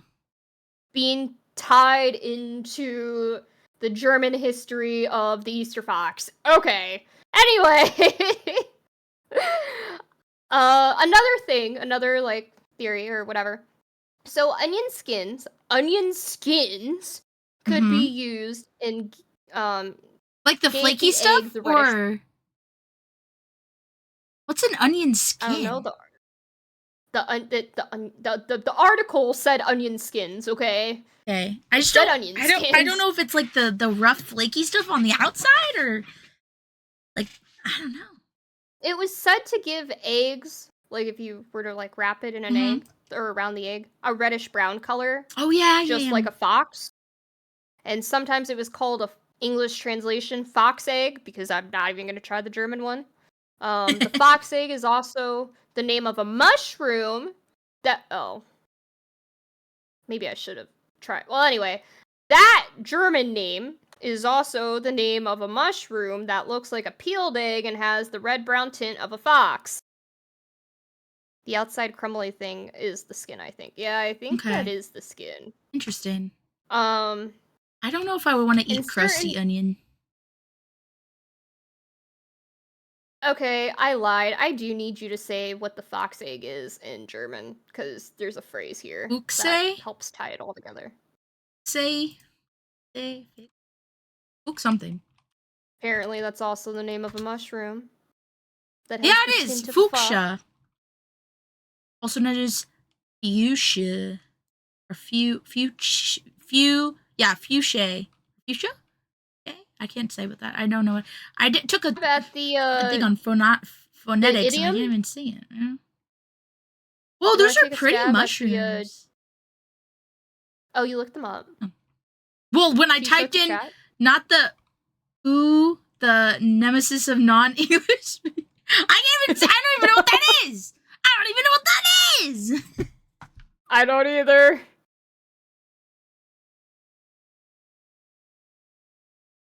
Oh, mushroom. Yeah, isn't it? Fuck.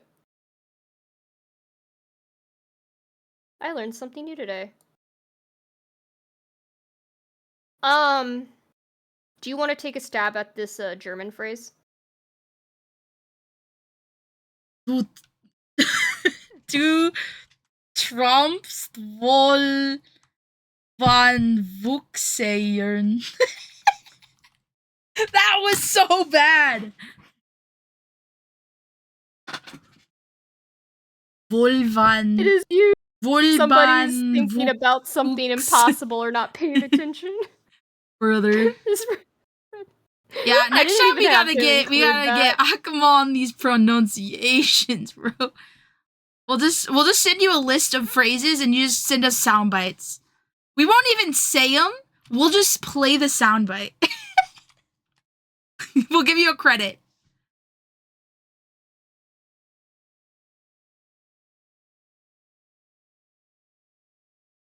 Now that rough part of the script is over. Eggs! Let's talk about eggs! Yeah? Yeah. Egg, I was gonna do a pun there, but I lost it. Okay, Eggtastic? It's dead now. Eggtastic, that's what I was trying to think of. An Excellent transition. Excellent, yep. Okay, so eggs.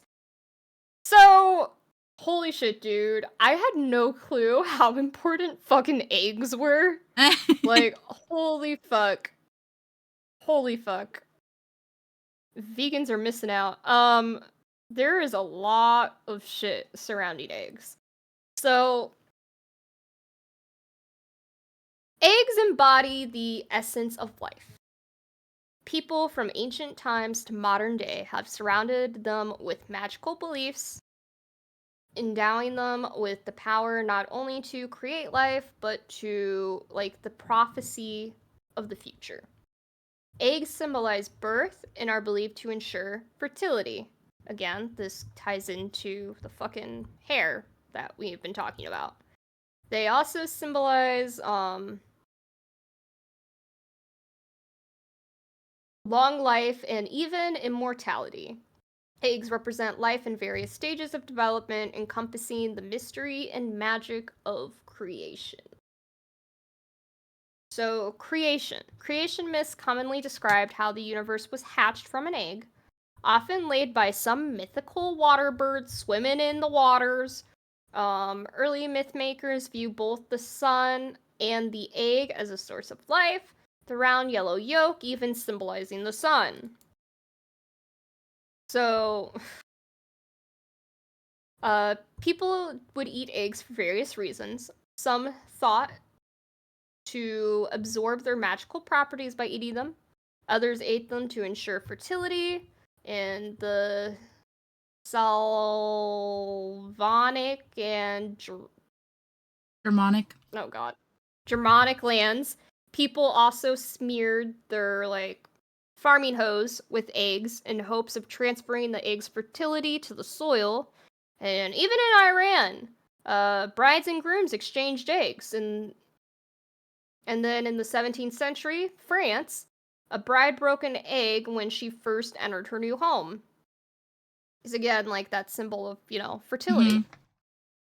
In the Chinese, yeah, we're going back to Asia now. The Chinese, and certain tribal groups in southern Asia used eggs of chickens or ducks to, divine the future. One method involved painting the eggs, boiling them, and reading the patterns in the crack. Another method involved tossing the eggs and divining the future with eggs, a process known as oomancy.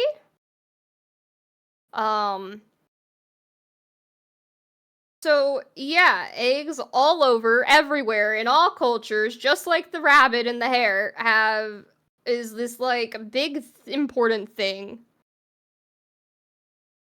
Sometimes wonder what the thought process of the caveman who tried the first egg. Did he see where it came from? Oh my god.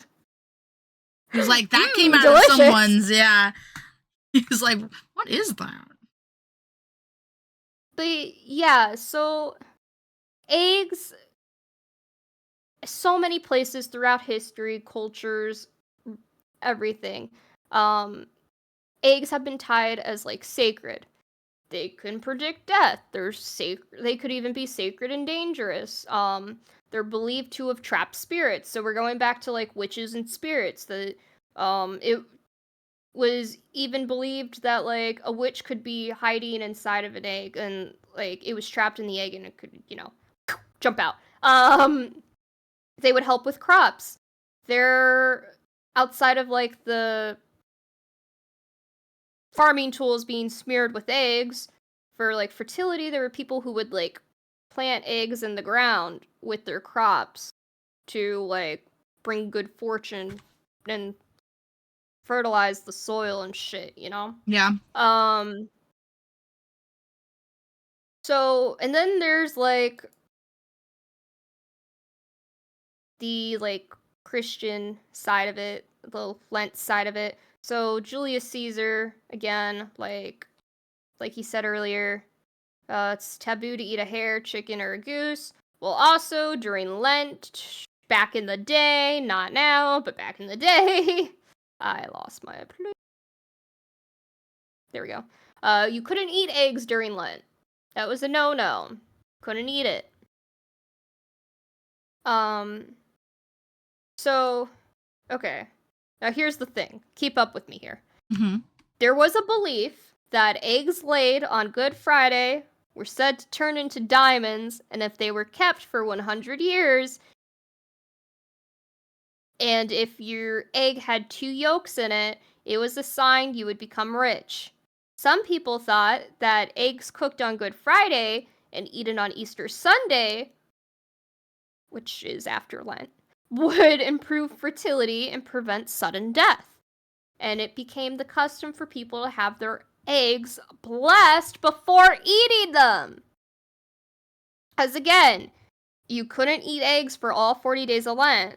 So what they would do was decorate and paint them and then give them to the children, which is kind of like, another first sign of Easter eggs. Yeah. Outside of what we talked about with the pagans, and I think I might have mentioned it with Germany too. But Orthodox Christians would even dye the eggs red for the blood of Christ. Yeah. Okay, 18th century, going to 18th century England, okay? Pace eggs became very popular. Pace eggs were made from hard-boiled hen, duck, or goose eggs. They were decorated shells dyed with bright colors, just like you would see in medieval period. They were given as a present at Easter or to the actors at Pace Egg plays. So they were plays. Pace Egg plays were medieval-style mystery plays with a theatrical fight between a hero and a villain. The hero character was usually killed before being brought back to life to triumph over the villain. And in many plays, the hero character was Saint George. Why?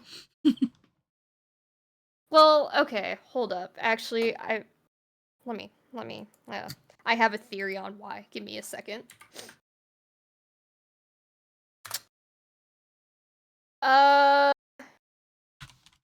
Saint George was a soldier in the Roman army.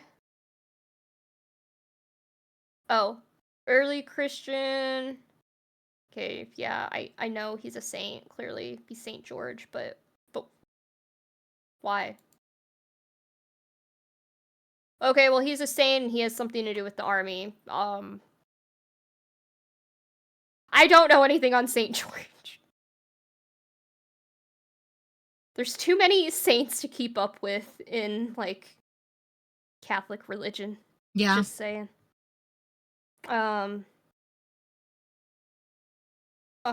yeah. I guess a lot of times it was Saint George. Good to know. Oh, there I am. So, pace eggs were also rolled along the ground in a race called an egg roll. Children would roll a decorated pace egg down a hill and see whose egg rolled the furthest without breaking. And it's also possible that these races started as a symbol of rolling away of the stone of Jesus's tomb.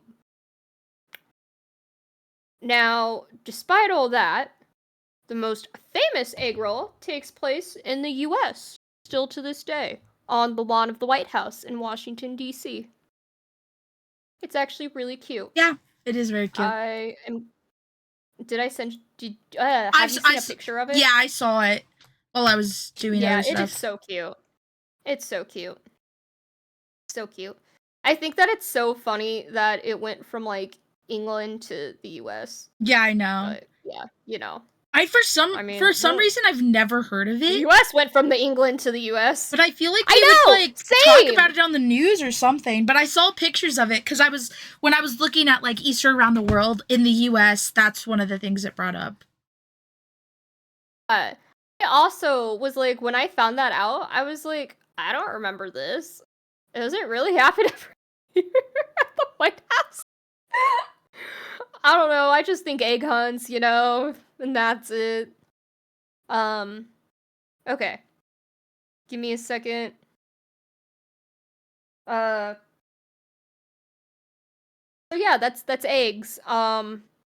They are hugely symbolic throughout time, and apparently everyone and their mother thought decorating them for some sort of reason was the way to go. I want to know who the first person to sit there and like draw or paint an egg. Well, okay. If eggs were really used for telling fortunes in China, then I guess you have painting it for that reason. But painting it and giving it to somebody as a gift, like the first person who did that, like what went through their mind? What was Whoa! the person's... Hi, Yeti. Hi, Yeti. Thank you for the Hello. eddies. And we're not stinky. Woo! I think you're sniffing yourself. No. I showered. I did too. Not that I said that like in a surprising way. I showered like right before stream. Oh. I promise I don't stink. It's you guys. Wow. If someone gifted me painted eggs, I would immediately ask if I said or did something to offend them. Yeah, I'm like, who first gifted a painted egg? And like, how did they react to it? Like, how did, like, I guess if it was a child getting it, what would the child, like, as a child, what would you think? Would you be like, oh, can I eat this? Or like, oh, like, let's go roll it down a fucking hill, I guess. I don't know. Fuck. Anyway, yeah, so that's... I don't exactly know how it changed from a hare to a rabbit. I think it's because rabbits are smaller and cuter and more docile than a hare. You know, that's just my opinion. It would make sense. Anyway, maybe they taste better. How dare you? How dare you eat the Easter bunny? I would never. I don't eat bunnies. I only eat chickens and fish. Is it true that bunnies are like gamey? Yeah, I think so. What do bunnies taste like? What do bunnies taste like? Yeah, chocolate bunnies we do have. Loads of chocolate bunnies. Too many chocolate bunnies. Gamier taste version of chicken. Oh, so I guess bunnies taste like chicken. But it can have more of a earthy and gamier flavor than chicken. Oh, it's a white meat. Interesting. Interesting. I'm not going to talk about eating the Easter bunny. Anyway. I mean, chocolate! I will later. Good I will segue! Later. Good segue! Akamo, chocolate! Chocolate bunnies! Chocolate! Okay, history and origin of the chocolate bunnies. The tradition of eating... I am so fucking hungry. Holy shit.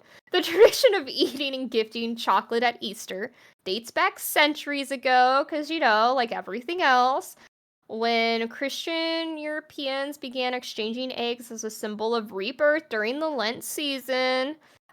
This evolved into candy-filled eggs made from sugar paste or marzipan, which became popular during the springtime festivals at the end of Lent or on Easter Sunday.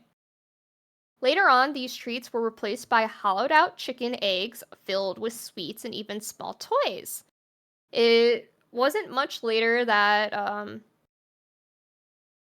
solidified cocoa butter was used to make edible chocolate eggs, a practice that obviously continues today around the world. Well, I guess that's just chocolate eggs. I don't know about the chocolate bunny. Sorry, guys. But you know, chocolate and Easter in general.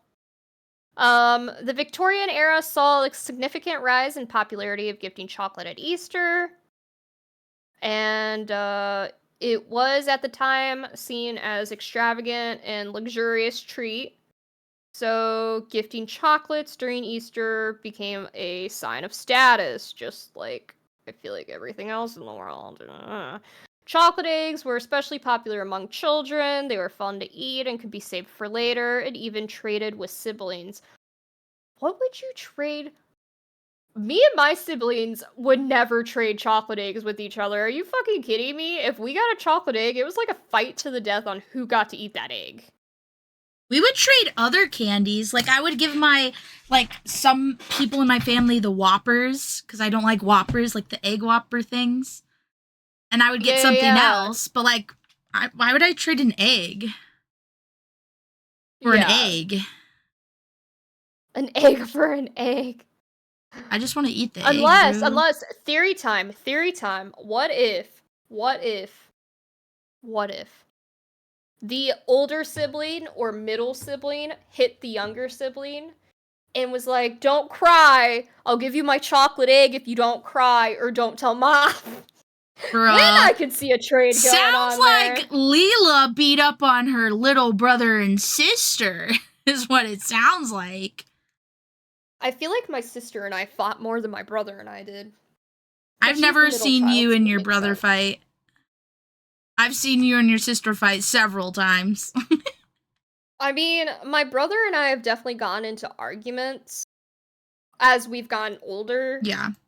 But I don't really think I don't know. I feel like my brother and I were really close growing up, like to the point where my sister was like mad at one point because we were spending so much time together. Yeah. This was before she got into anime. So I got my brother into anime and we were both watching a lot of anime together. And then my sister also got into anime and her and I were watching all of the slice of life, romance, rom-com, and like, you know,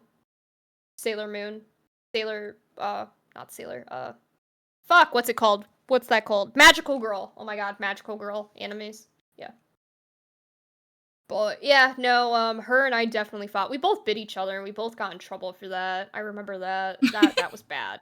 That was a scarring, traumatizing moment in my life. Yup. The punishment for that. I threw a bike at my nephew once and got yelled at. I get it. Yeah. Yeah. I don't remember really physically. I probably definitely did physically hurt my brother at some points, and he probably did me. Or, no, he got in even more trouble if he fought back, so. He threw a lunchbox at me, He flinches. He did throw a lunchbox. He flinches if my sister and I move a certain way to this day. So I definitely did do something. I might not remember it, but apparently he does. But we have a 7-year age gap, so I don't think it was as bad as, like, my sister and I, you know? Yeah. But yeah. I don't know how I got onto that from... Oh yeah, the chocolate trading. I was like, how did I get onto that from chocolate? Damn, I wish I had chocolate right now. Same. I always wish I had chocolate. Whew. My throat is spent. Thank you for listening to the weird and very all over the place history of Easter. Round of applause for Lila. Bunny. Round of applause. Thank you. I know. It was rough, but we got through it. So, if you see a video on YouTube that says for sure that it came from the pagan holiday because of, like, the goddess, that is not entirely fact. Just remember, because, oh my god, is it everywhere. And scene. Thank you, Lila, for indulging us with all this history, all this lore. How you keep all the history shit straight. Holy crap. That was a roller coaster. Yeah. You just gotta, like, bullet point, man. Bullet point. Everything. Everything in, like, organized sometimes I do a timeline, honestly. It's usually the best option. I was gonna say I bullet pointed, but not even in, like, my bullet point order. You saw how messy that was. It's all right. It's all right. First time doing the history section. Well, not the first time. We've shared the history section. Long time. Yeah. Yeah. First It's time been a doing it long time. solo and in a complicated situation where none of the actual, like, stuff is, like, for sure, you know? Yeah. Okay, so, history. Let's time jump back to the present. We're here. We're about to celebrate, actually, in, like, 2 days. No, 3 days. There we go. Days of the week, I get guys. coffee tomorrow. Yay! So yeah, we got a lot of lore, but how do we celebrate it today? It's kind of talked about it. We still do the egg hunts. We still do the egg rolling things that Lilo just talked about. That's, I feel like, more of a bigger celebration thing. It's not necessarily an at-home thing, but egg hunts are for sure a big at-home thing. Me and Lila were talking about it earlier for anyone that wasn't here then, but we, every single year, egg hunt, rain or shine. Now, my family would have it outside, rain or shine. Lila's would just do it inside if it was raining. But yes, egg hunts are a big thing, especially in America. A lot of the modern stuff I'm going to be talking about in this first little section is only America. And then I'm going to dive into some, like, around the world stuff. So, Easter egg hunts, a treasure hunt, where children search for hidden, decorated, or plastic eggs with goodies inside them. I was very good at Easter egg hunting, I will say. I have, like, Easter egg hunting skill plus 70. That's, like, high skill at Easter egg hunting.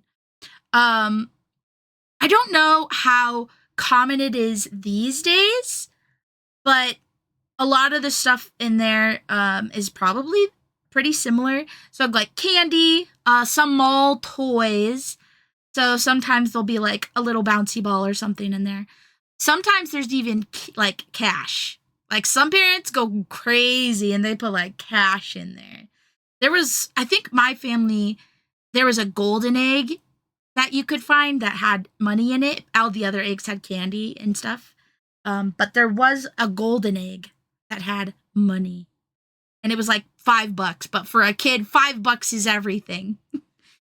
So yes, Easter egg hunts. Still do them. Still do them to this day. Dyeing eggs, which Lila also talked about the history of. Still a big thing. Especially in some of the other countries I'll talk about.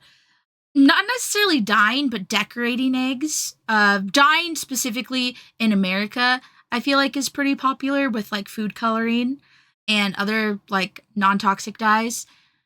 Basically, you just put the egg, usually a hard-boiled egg specifically, into the color you want, and you can put wax or, like, draw on it with a crayon and make designs, and then when you dip it, it doesn't get dyed where you drew on it. So, like, a lot of kids do that. Oh, let me get my pictures. Okay. So, episode mode. Yes, so these are the egg dyes things that I got here. So, like, spirals, crisscrosses, zigzags, stripes, flowers, spring-themed things. Words, you can even put words on there. I remember doing this stuff when I was a kid. I don't remember what you do with the eggs afterwards. You just eat them? I feel like you just eat them, no? Yeah. My mom would make, like, either deviled eggs, or sometimes she'd save some of them for hard-boiled eggs, or sometimes she would make, like, so would you macaroni salad or something. Would you use hard-boiled eggs to decorate? Hard-boiled eggs. Yeah. Okay, yeah. Because I guess some people don't use hard-boiled eggs, which is crazy. That's weird. Yeah, I feel like that just, like, limits the disaster if one cracks, you know? Which does happen because if you're just like now they have tools, right? Now they have like egg dyeing kits and all of that stuff. But when I was a kid, you used a spoon, and sometimes the egg just rolled off the spoon into the cup, and then you're screwed. And it maybe goes a little too fast and crickety cracks. But most of the time you're good. Most of the time you're good. But yeah, now they have like whole kits. They have like stencils you can put around the egg. Like there's so many different things nowadays for egg dyeing. But I know. Yeah, a big thing in America, egg dye. So now let's get into the commerciality of Easter. America's all about that money, all about capitalism. The shops are always on point. As soon as Valentine is over, Easter comes up and they're selling candy. They're selling baskets. They're selling the stuffing in baskets. They're selling Peeps. They're selling bunnies stuffed, not real bunnies, stuffed bunnies as in stuffed animals. The way I said that sounded like taxidermy bunnies were being sold. Imagine getting a taxidermy bunny in your Easter basket, bro. I would be traumatized. Ooh, I hate that. Okay, but yes, commercial Easter. I don't like that either. Candy. Candy is the biggest commodity for Easter, dude. Like, so many different companies come out with Easter specific candies. Jelly beans can kind of get away with anything because jelly beans are like egg-esque. So they kind of fit in with the theme. So they do have like Easter jelly beans, but jelly beans in general are a big hit in the eggs. They're also like any small candies are going to be good, really. Another big one's chocolate bunnies, like Akamo asked earlier. We do have a lot of chocolate bunnies everywhere. There's really big chocolate bunnies. There's really tiny chocolate bunnies. There's chocolate bunnies with things inside of them. There's a lot. There's a lot of chocolate bunnies. I would say there's more chocolate bunnies than chocolate Santas for sure. There are chocolate Santas, I will say. But chocolate Santas? Oh yeah. Lots of people buy those at where I used to work. Oh, there are chocolate Santas. I guess we didn't get those as a kid, really. Yeah, no. I mean, we usually had candy canes. Candy canes on Christmas. Dude. Chocolate bunnies on Easter. My mom stopped buying us chocolate bunnies because we could never finish them. And she was like, this is a waste. Oh, man. I devoured those, bro. What are you talking about? We'd get these big-ass chocolate bunnies and we just never finished it. I would eat that with all the other thing. I don't care about any of the other candies, baskets, bro. Full of candies and stuff. Like, oh my god. Talk about a stomach ache. Yeah, I can't eat, like, lots of candy, but I can eat lots of chocolate. Like, other candies, for some reason, the sugar gives me a stomach ache. But chocolate, I can eat it all the time. Hi, Stella. Yeah, my chocolate bunnies don't last very long either. I don't know. Lila just doesn't devour them enough, I guess. Sorry. My mom would always put the little gummy Krabby Patties in our baskets. Oh my gosh! The gummy Krabby Patties! Oh my gosh, that's everything. Yes! I forgot about those, man. I'll still do this candy. I'll share, Stella. I'll share. But yeah, so chocolate bunnies, big one. And then those super stupid Whoppers Robin eggs that are so disgusting, and I would get so many of them, and I'd be like, what the fuck? I don't like these. Get them out of my eggs. I hate Whoppers, dude. I hate Whoppers. And those stupid robin eggs are weird because it looks like a real robin's egg, so it's like you're eating babies. Why would you do that? All right, sorry. Let me just crash out about Whoppers real quick. I hate them. About the robin egg thing. Yeah. Oh my god, Scooby-Doo gummies. Oh yes, Scooby-Doo gummies. Oh my gosh. Yeah, they're trash. They're trash. You don't remember the robin eggs? Here, I'll get a picture. Okay, yeah. Cause they literally look like robin eggs, but candy. Let me image.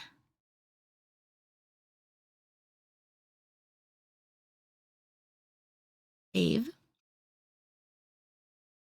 Pull it up.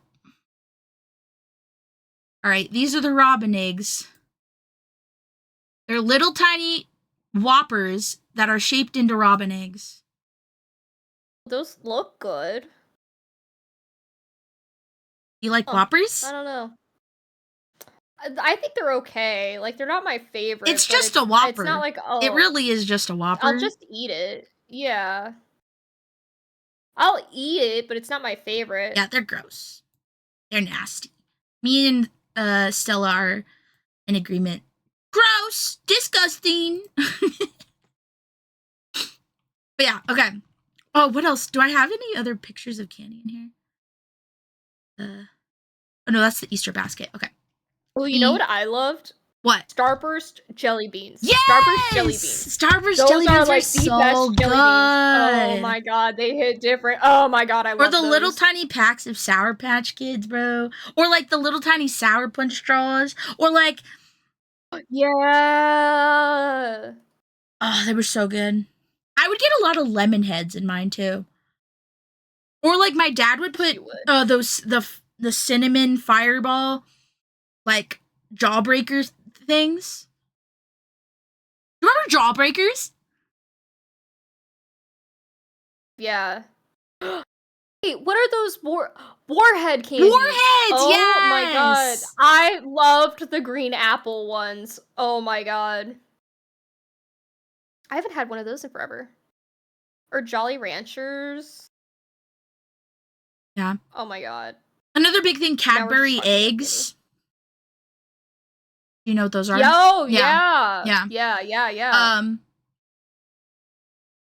Which I'll get kind of into Cadbury a little bit later as well, with one of the other countries, but they're still very popular here. I don't see them as often these days, I feel like. I don't know. Maybe I'm not shopping enough during Easter to like really fully get the picture, you know? But I don't see them very often. I don't know. And then my last big one, Peeps. Which I'm going to pull up a picture because maybe someone doesn't know what a peep is. Don't hate me. I know, you don't like them. Yeah, which is like crazy because I love marshmallows. But like I don't like Peeps. I don't. And I don't know, like... An acquired taste, I feel like. They're almost... I don't like They're it. a little plasticky, if I'm honest, but they're still sugary, so I eat them because they're good. But, like, they're not worth it, really. Oh my gosh, the Peeps are huge. They're taking over. Get over. Yes, so we have, Peeps here. They're little tiny chicks made out of marshmallows that you eat. Yeah, too sugary. Sugary. Yeah. I can have like one. But I could also just not.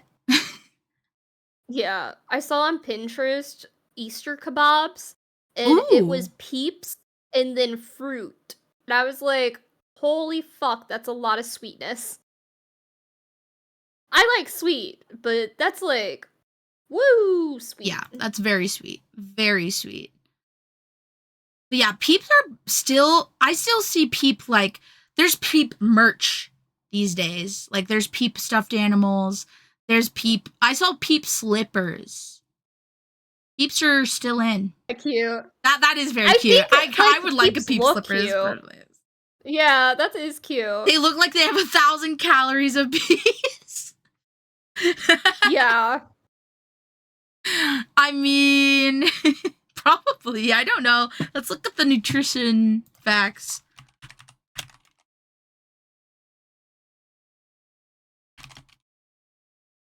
Nutrition facts. All right, let's see. For 5 chicks, it is 140 calories, 34 grams of sugar. That's a lot of sugar. Somehow 0 cholesterol, though. Interesting.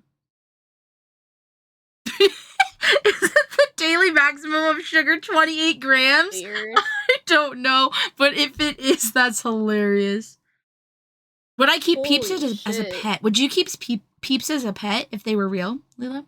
I would. They're cute. Oh As my long as they're god, not menaces. yes! Oh my god, dude. The chicks at work, the little chicks. Yes. I want one so bad. Oh my god, I just want to go over there and play with them. Yeah. So bad. I can't though. Yeah. Do you remember raising like them when we were in elementary school? Yes. Oh my gosh, so cute. Oh, my cat would love them if no, Stella. No murder. Can't murder them. Okay, so along with the candy empire during Easter, we have the Easter baskets, which do include candy, but they also include lots of other things. Mainly toys, school supplies. I would get like crayons like crazy. I'd get crayons, I'd get markers, I'd get bubbles, I'd get like chalk, anything like outdoorsy, because it's, you know, spring, like outdoorsy toys. I got a water gun once. That was fun. Yeah, lots of toys. Here's an example of what Easter baskets look like. We got the basket. We got the crinkle cut paper that gets everywhere and is so hard to clean up. Yes. We hate the crinkle cut paper. Did you know that's supposed to be like fake grass? Yes! I didn't until just a couple days ago. It makes no sense. It doesn't look like grass. It doesn't feel like grass. It's just messy. Messy. Yeah, but it has like, you can have coloring books. Pez. Pez is another big one. Pez is huge. Oh. Yeah. Mm-hmm. I think ring I'd get pops. Stickers. Stickers? Yeah, stickers. Yeah, ring pops.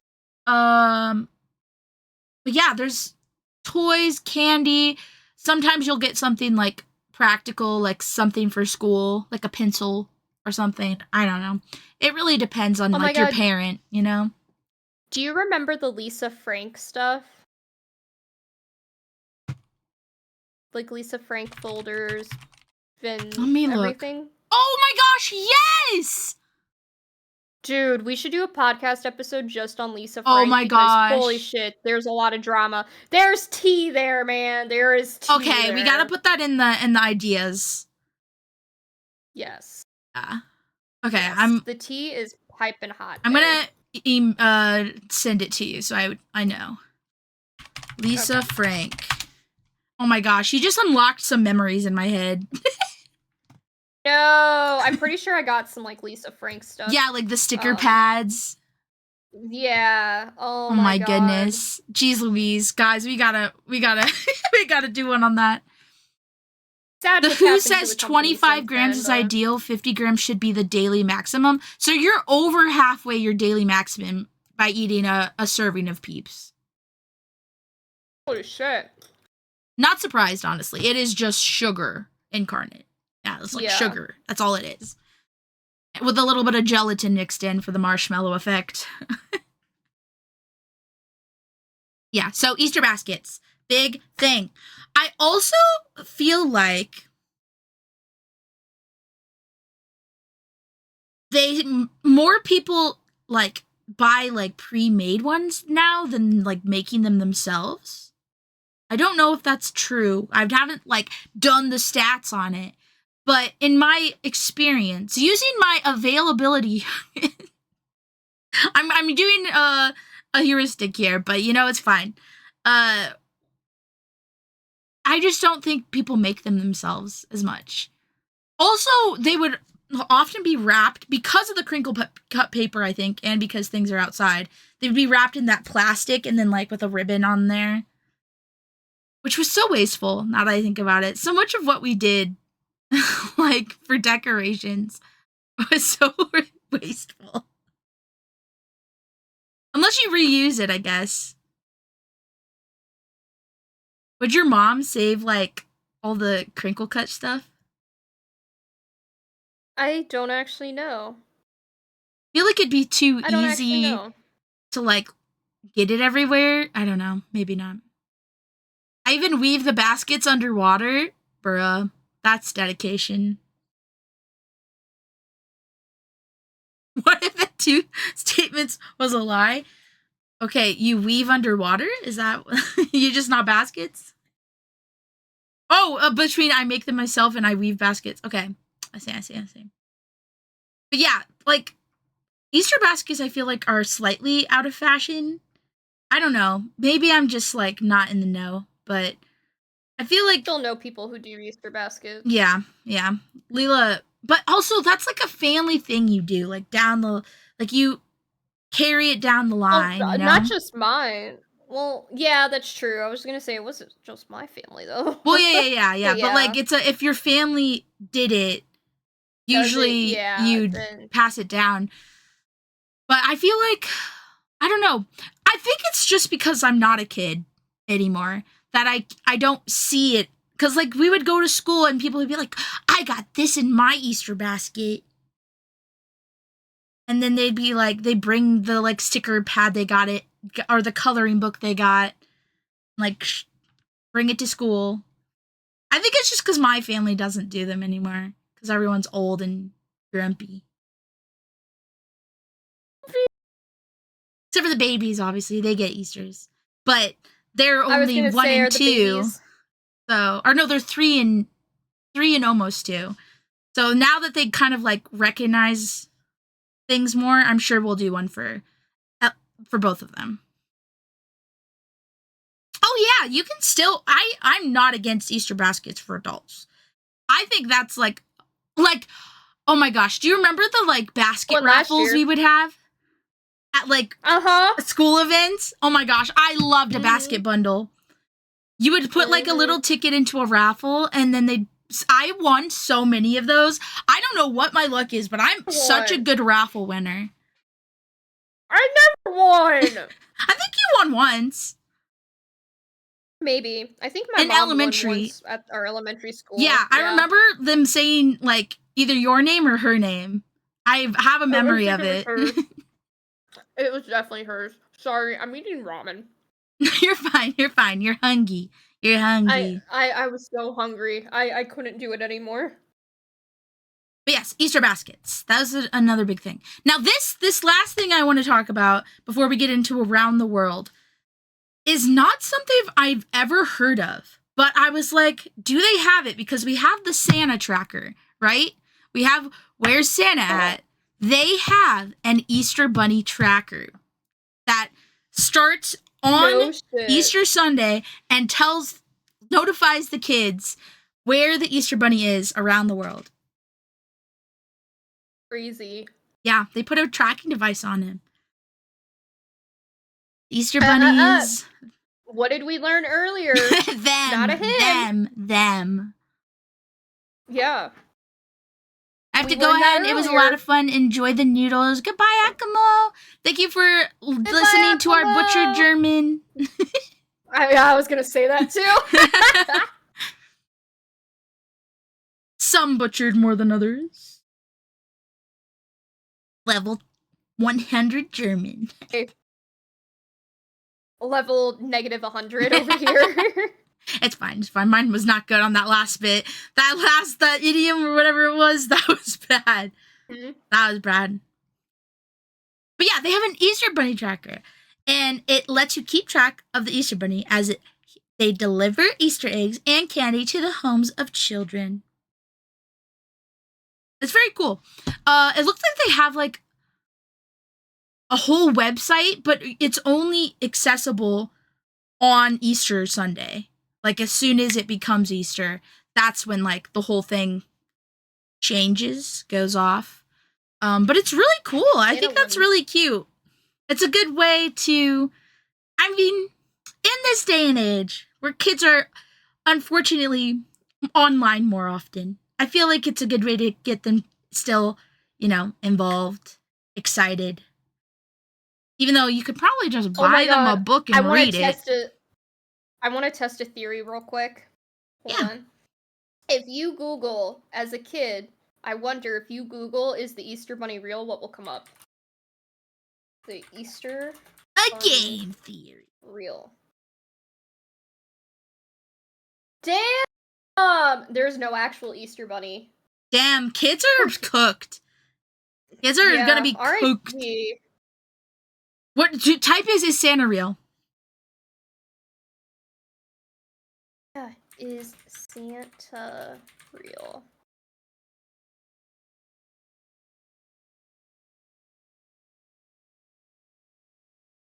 It says, the first thing that pops up says, the legend of Santa Claus becomes more of a myth than reality. Damn. What about the Tooth Fairy?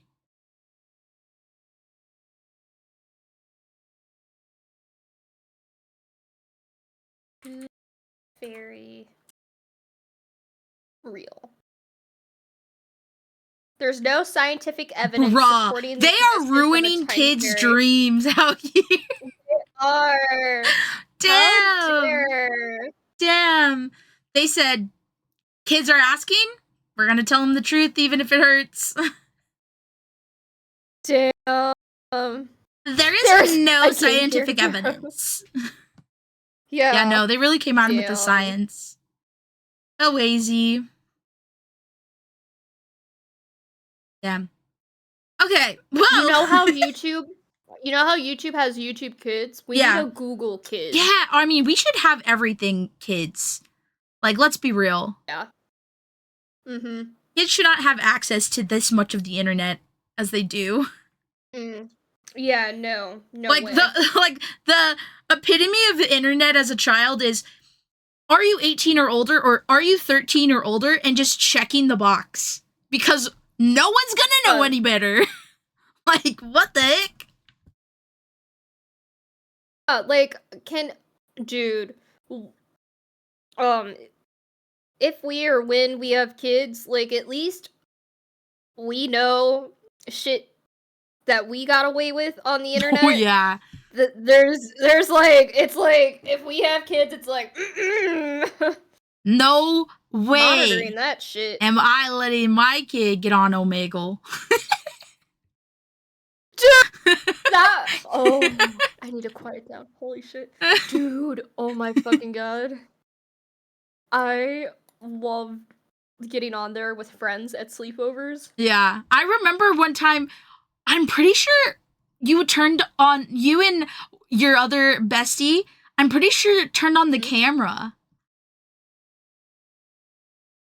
But like you were like so like embarrassed that you ran out of the camera. But like, I remember you that was at the Super Bowl party. Yeah. But I don't remember why I ran out, because I got on camera quite a bit with like the girl I used to be friends with in middle school. Yeah. The one that begins with an E. Yeah. Her and I think it was that. Bestie, I think it was we got on all the time. Yeah. But there were multiple of us there at that Super Bowl party. Yeah. I do remember running out, but I don't remember why. Which doesn't make sense, because like I got on it all the time with that group of friends. Yeah, those group of friends were chaotic evil sometimes. Yup. Mm-hmm. Chaotic evil for real. But yeah. Part of the reason I went through a Jersey Shore phase. Oh my gosh. Okay. Tangent. I'm so sorry, guys. We will get around to the world in a moment. My aunt and my cousin, the one that's, I don't think you'll remember him, but he's super, super freaking tall and has to have custom ordered shoes because he's like such a big guy.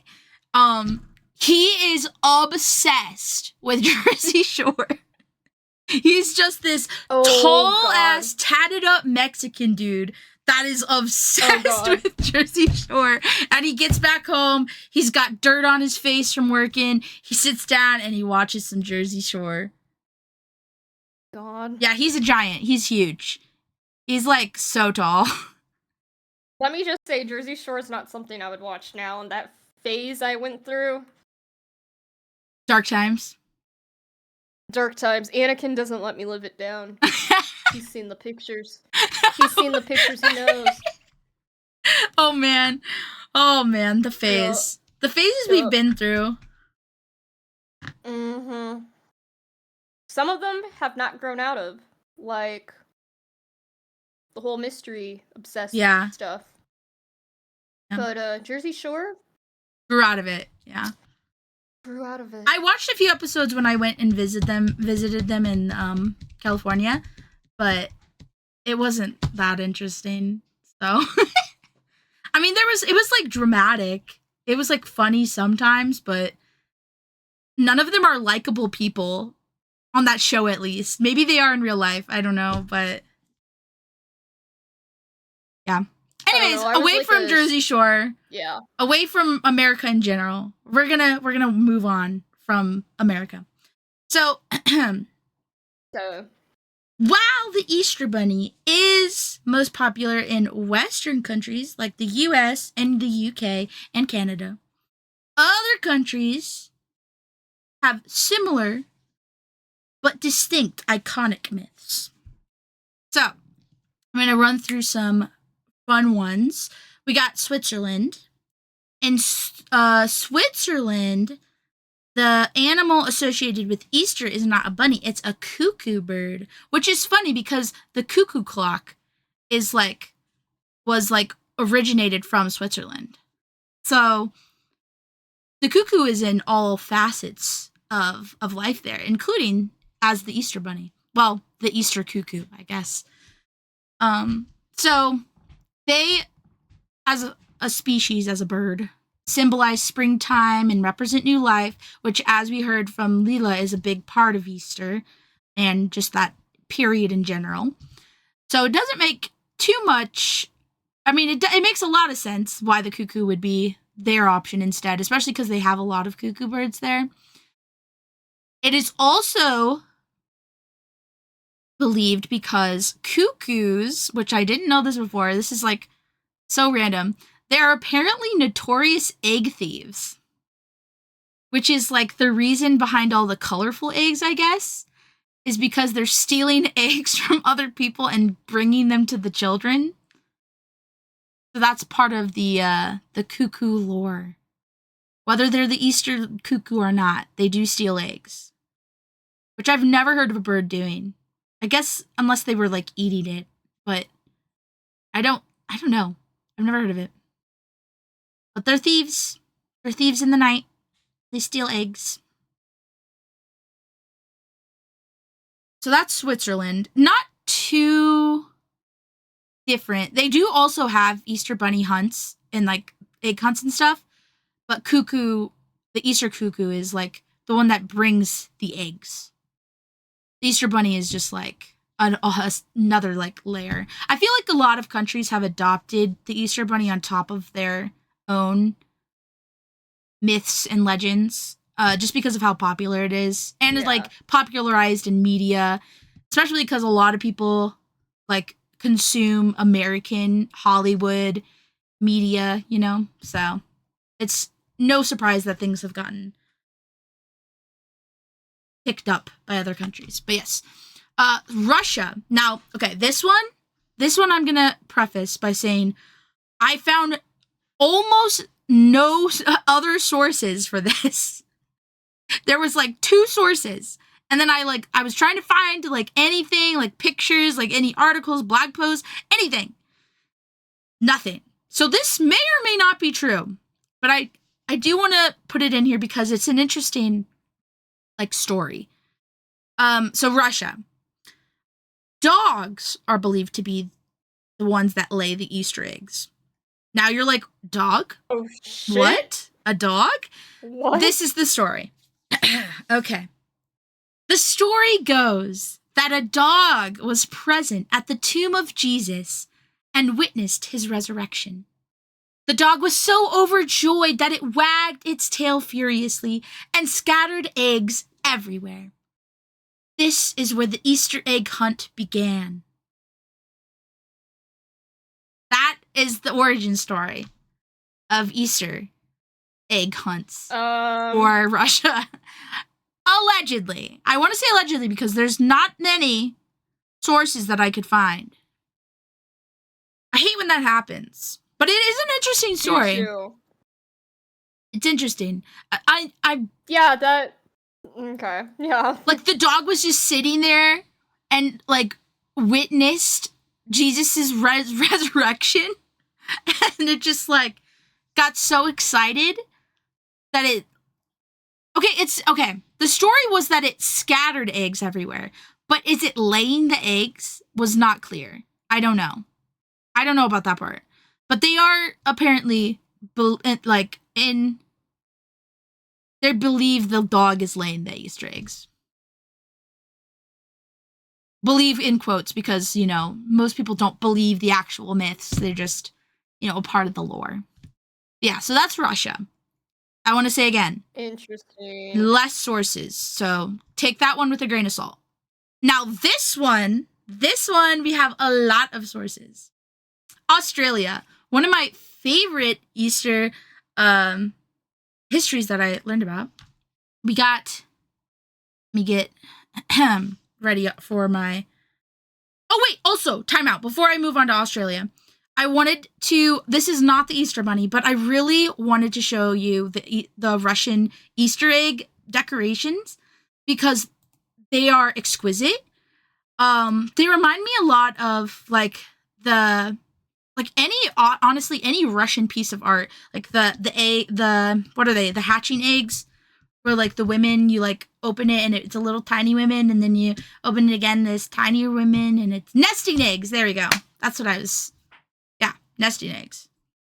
Yeah, this is one of the examples I pulled for Russian decorations of eggs.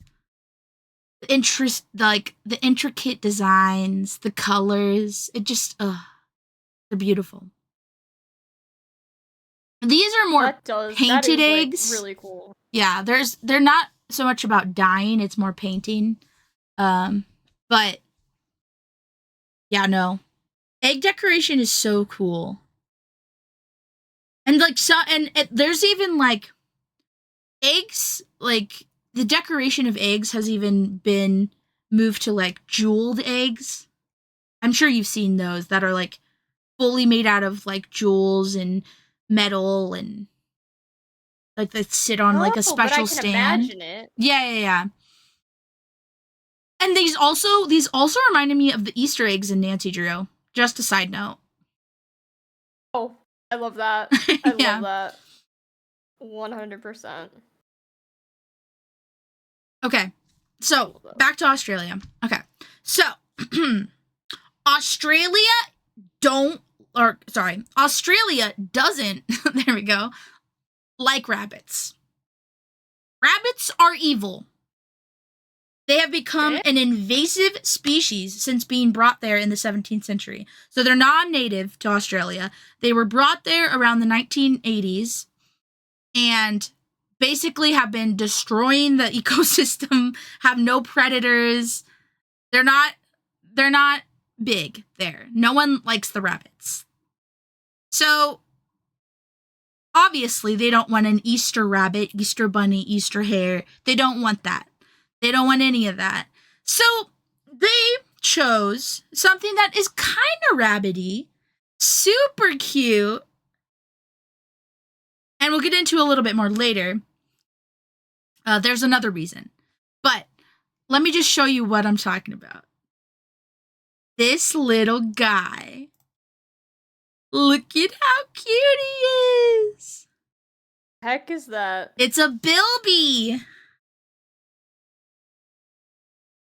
It's an animal called a bilby. It's a marsupial. And it has rabbit-like ears. It's so cute, right, Stella?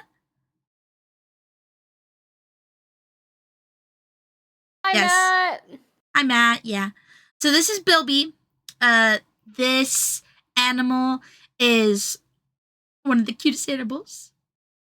And also, is endangered. So, yes. So there's a lot of books, okay, so one of the big things was this little girl, like, really pushed for the Easter bilby to be like a big thing to save the bilbies because they're endangered. And that got a whole movement going. I mean, there was art, like, a movement, but, like, this little girl really pulled it all together. And then there was books being made about baby bilbies that are saving the world from rabbits and foxes and like all of these things that are like ruining the ecosystem. There's so many books about the bilby for like Easter. It's so cute. I want them all. And then we get to chocolate bunnies. But no, we don't like bunnies. So we have chocolate bilbies. Let me get the chocolate bilby picture. Look at this little guy. He's so cute. I love bilbies. They're so cute. So, chocolate bilbies, big. Oh, that is cute. I know, right? Okay. Chocolate bilbies are used, not all, but a lot of companies will use money raised from selling the chocolate bilbies for, and like merch as well, for the, what is it called? Oh, where is it? Save the Bilby Fund. There we go. Sorry. So yeah, there's a lot of chocolate companies that come together and raise money for these animals that are now their Easter icon. I will say that over the years, the love for the bilby has died down, unfortunately. But, you know, hopefully it resurges. I wanted to give an example. Oh, back when I said that Cadbury or whatever it's called, Cadbury eggs. That company is one of the companies that used to sell bilby chocolate to like raise funds. They don't anymore. They stopped doing that, but they used to. They don't anymore though. Whatever. Another company, Daryl Lee, who sells chocolate bilbies.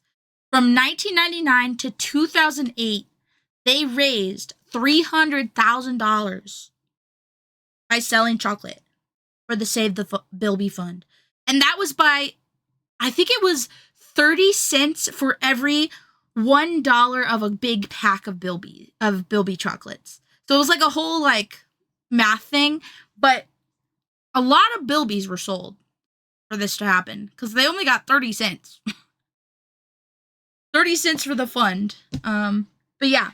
So Australia is all about saving an endangered animal with their Easter, which I think is very good for the holiday. It's about love and, you know, the love of Christ and shit, right? And new beginnings. And we want a new beginning for the bilby. We want them to survive. Save them! Save them! All right, I'm not... Actually really cute. They are, right? Freaking Bilby's so... Let me go back to the bilby. Look at him! He's so cute and small and tiny. He's so tiny and cute. Aww. Okay, enough bilby. Before we move on to another one, I do want to briefly talk about New Zealand. Because, you know, New Zealand's right... right there. Ooh, I'm gonna ask Yeah. Callie this weekend. Yes. Also don't like rabbits. Surprise, surprise. They are also invasive species in New Zealand. But this is where it gets serious. This is where it gets serious, Lila. The Great Easter Bunny Hunt. Every year in New Zealand, there are teams of up to 12 shooters who spend 24 hours hunting down bunnies along with other animals they consider pests, such as possums, turkeys. Oh my god. Stouts, for example. I didn't write it down, but I want to kind of talk about like the stats in one of these, because so they've had to cancel a few years because of it's in Central Otago. There we go. Which is interesting because the Acclimatization Society of Otago was the one that released the bunnies in the first place. They released 60 bunnies in 1866, and eventually, bunnies be bunnies. Kill all the bunnies. I told N about this earlier. Yeah. Kill all the bunnies. So bunnies be bunnies, and, they were eating the land bare. They didn't have any predators. They tried poisoning carrots. They tried aerial bombing. They tried rabbit-proof fences. They tried biological warfare against these bunnies. Shit. I know. Ultimately, they tried to bring in stoats and weasels to, introduce a predator to the bunnies. Well, those two became pests and invasive species, so they didn't help. They didn't help themselves. And eventually we got to the Central Otago Great Easter Bunny Hunt, where some do dress up as the Easter Bunny as they kill the bunnies, I will say. I saw a picture. And let me tell you, there are thousands upon thousands of bunnies being killed. In 2021, which was when they first came back after a 3-year hiatus due to COVID and wildfire scares and such, they got to a tally with 25 teams of 11,968 animals killed. Okay, actually, would this be bad if I brought that up as a Easter dinner conversation with the little kids there? Well, just maybe wait until the kids are, playing or something. And just, be like... I have a lot of questions for her now. Yeah. So, kids get involved, parents get involved. I don't actually think kids are allowed to, participate, from what I can tell. But, yeah. So, 24 hours of hunting. I will say that 2021 one I just read with the 11,968, that was a 52-hour one because they had to postpone 3 years in a row. So they were really overrun by the bunnies and they needed to do something about that. So they extended it. But yeah, Holy cow. So New Zealand is all about the bunny hunt. It's a big thing. Easter bunny, no. Easter bunny hunt. That's their gig. Which I think, honestly, I looked at pictures, guys. It was kind of traumatizing.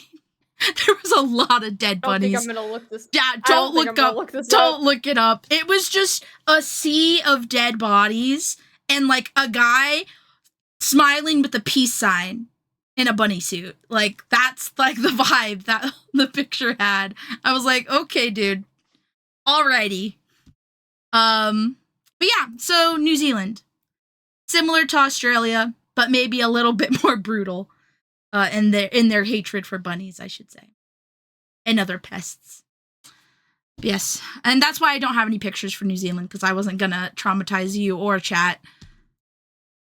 And then I'll go over this briefly just in case anyone missed it while I was mentioning it earlier.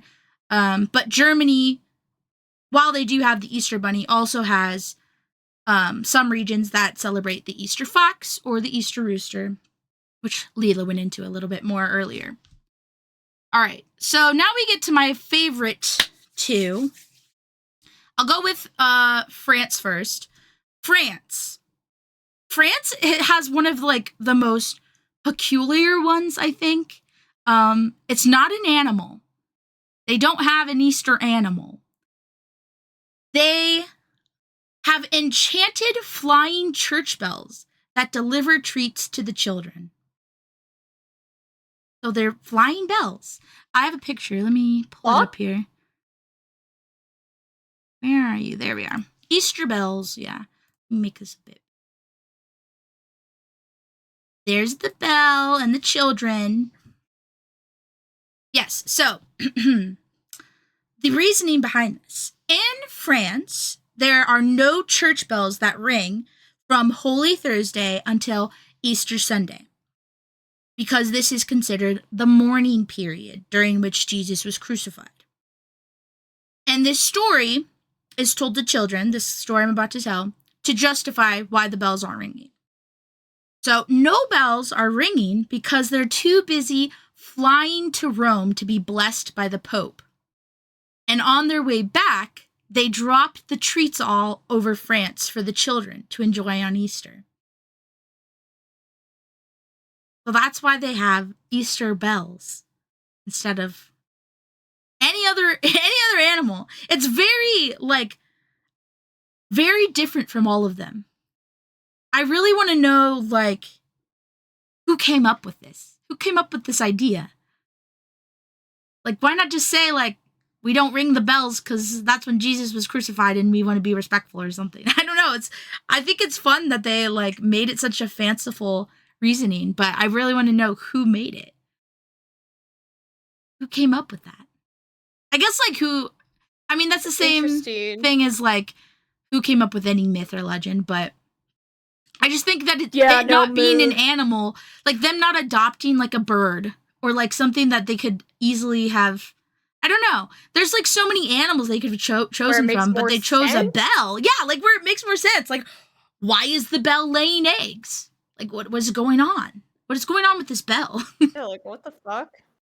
I think it's really cool, though. A lot of the bells are really beautiful as well, in all the illustrations I saw, and, the bells that they're, particularly speaking of in, the churches. But yeah, I thought that was, a really fun difference. Because I never, again, like I said, I am American brained sometime. Especially, growing up, we only learn about us. And you have to, really focus on, doing it on purpose, looking for stuff on purpose about other cultures, other people's history, all of that, which is, I think, one of my favorite things about this podcast.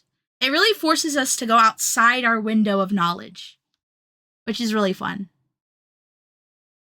But yes, church bells. That's who fun. delivers the treats. Okay, now my favorite one. My favorite one. We have Sweden, which Lila almost talked about, but I was like, no, I want to talk about it. Oh, yeah. Okay, so Sweden. During the 15th century, Easter was believed to be in connection with the witches' Sabbath, a day they communed with Satan. Sweden was heavily involved in the witch trials and executions, which I don't remember us talking about, but maybe you did, because I think you covered the, outside of U.S. Salem trials, witch stuff. So long. Yeah, I don't remember. Yeah. But it's really surprising how involved they really were. One of these trials involved coercing children to accuse local adults of witchcraft using both intimidation and torture. The accused were said to have kidnapped the children and taken them to a well-known island called the Blue Maiden in English, because I can't speak Swedish. Sorry. To turn them into witches as well. This whole debacle resulted in 23 adults and 15 children being executed, and another 148 children whipped. My God. Yeah, I know. And why am I telling you this horrible, horrible, sad story? Well, the island, the Blue Maiden, became closely related to Easter thereafter. It was a meeting place for witches. Every Holy Thursday, the witches would fly out on their brooms in masses to the island. There, they would plot and sacrifice infants and brew potions for 3 days before fleeing on Easter Sunday. Many Swedes at this time began locking up their brooms, shovels, anything that a witch could use for flight. They started covering their chimneys because that's where witches would fly out of. And also, this is a side note to this, but I would like to say that Sweden didn't repeal their death penalty law for witchcraft until 1779, which was when we were fighting the British for our independence. To put that in like the timeline for you. So when we were fighting for our independence, Swedes were still like fully okay with the possibility of executing someone for suspected witchcraft. Crazy. I didn't realize just how like that is crazy. Yeah, I didn't realize how involved Sweden was with that whole witch trial lore, you know?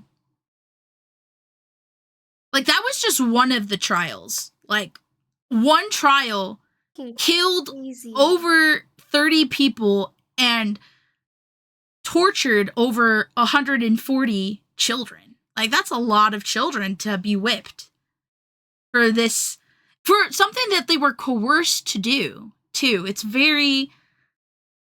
Yeah, no. They were very involved. And you might be wondering, okay, so they think witches are evil. How does that relate to Easter now?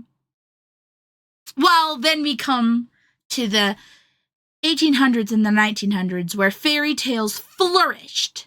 Brothers Grimm, all the other... Yeah, that's right. Yeah, fairy tales. Fairy tales make a big difference in all of this, in this lore. So once fairy tales became more celebrated, the witches of Easter, and if you remember, we also talked about Christmas, the Christmas witch. Those witches became benevolent witches. So they weren't stealing children and turning them into evil beings. They weren't communing with Satan anymore. Because of these fairy tales, they became generous. They were benevolent spirits who blessed those they visited with good luck. And children started leaving coffee on the stove for these witches when they visited. Which I love that. Coffee? They know. They're like, you have a late night on, like, for what you're going to be doing. You're going to be delivering candy all night. I'm going to get you some coffee, girl. That's definitely, like, the vibes. Going back to if I were a witch, yes, that would be amazing. Yeah, so they would leave coffee on the stove for witches. And as we go through the years, we get to the mid-1800s, and children started dressing up as witches on Easter, which is crazy different from killing people because they're witches. What a juxtaposition, man. Like, they really turned the tables. So children are dressing up as witches and visiting locals on Holy Thursday and giving them gifts, like the witches would do in this post-fairy tale lore. Now, these days, the tradition is much bigger than what it was in the 1800s. Lots of children dress up. It is kind of gender stereotyped a little bit, but a lot of girls, young girls, will dress up as the witches. I think I have a picture of that. Yes. Okay. Oh, yeah. This one is really good, actually, because it shows you 1958 when they were dressing up and in 2008 when they were dressing up. Cute. So they dress up as either old, like witches or old women, like hags, basically. Yeah. And they paint on like freckles with like rosy cheeks, and they have, the get up. They'll have a cauldron or a broom, that sort of thing. A lot of the boys, though, they'll just dress up as old men or hobos because they don't want to be witches, I guess. I don't know. Whatever. Whatever. Yeah, hobos and peanuts. We were so deranged, dude. We were on something that night. I swear. Hobos and peanuts. That was beautiful. I will never ever. I don't know. But along with these two costumes, witches and hobos, we also have people starting to dress up just in Halloween costumes. People will go around for Easter as Superman, gifting like the locals drawings and cards that are homemade. That's like one of the things that they do. So a lot of the stories about the witches, the benevolent ones, and some of the evil ones even, were about witches leaving like invitations on people's doorsteps to like invite them to be a witch. And so that kind of turned to the children bringing cards that they handmade or drawings that they handmade to whoever they're, going to the house of. And in return for that gift, they get candy, cookies, money sometimes, and Easter eggs. Yeah, so that's the tragic story of how the witch trials somehow turned around and became benevolent witches of Easter. Yeah, that's the witch lore of Sweden. I don't know how much of that you had in your section. If you want to add anything, since I cut you off before you could, like, say anything. I don't know how much you had else. Oh. Let me see. Hold up, I gotta pull up the no funny problem. notes again. Bow, bow, bow, bow. Oh, okay, yeah. So, to add to that, the eating of the hare may have been associated with, traditions to scare off witches at Easter. Oh, okay. Throughout Northern Europe, folk traditions record a strong belief. Oh, okay. I think I said. Did I not say that? Did I say that? I don't know. That witches would like cause mischief, basically. Oh, okay. Oh yeah, I did say that. That's right. Thank you. In Sweden, popular folklore states that Easter, the witches all fly on their broomsticks to feast and dance with the devil on a legendary island. That's the island. Okay, yeah, the Baltic. Yeah. The Blue Maiden. But okay, yeah. Yeah, so we did have. Okay, I didn't have the English transition. Yeah. Okay, so we did. Oh yeah, that one. The bonfires I didn't mention. Oh yeah, so going back to Germany. Oh fuck. Well, okay, the Easter fire was a celebration in Germany involving large outdoor bonfires that were meant to scare away witches. And I'll add on to that by saying Sweden also did that. They went from they used the bonfires to welcome in spring, and then once the witches came into the picture, they started using the bonfires to scare away the witches. And then when the witches became benevolent, the bonfires became a whole other thing. So the bonfire has changed the meaning a few times, but they also used the bonfires to scare away the witches during like the witch trial era. That's a common theme, I guess. I mean, it makes sense because they burned witches at the stake, so. Oh my god! Yep, nope. Besides that monk that burned himself for somebody to eat. Yeah. That's sacrifice, crazy. Man, sacrifice. Okay, yeah, but that was my favorite one that I learned about. I really dove into the Sweden one because I was like, witches? Easter? What? And like the bilby, because I love bilbies. They're so freaking cute. Ugh, let's take a look at the bilby one more time. I didn't even know that was like a real thing until you showed that. Like, what is that animal? What is that? It's a bilby, and it's adorable. Look at this little guy. So cute. I know there's a bilby Australian VTuber. I know there is, and I want to meet them. I love a bilby. Bro.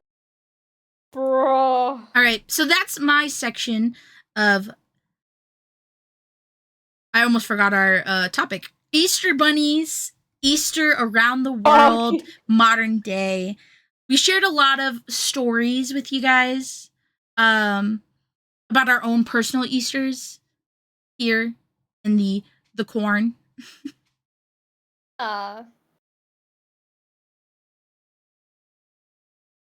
Yes.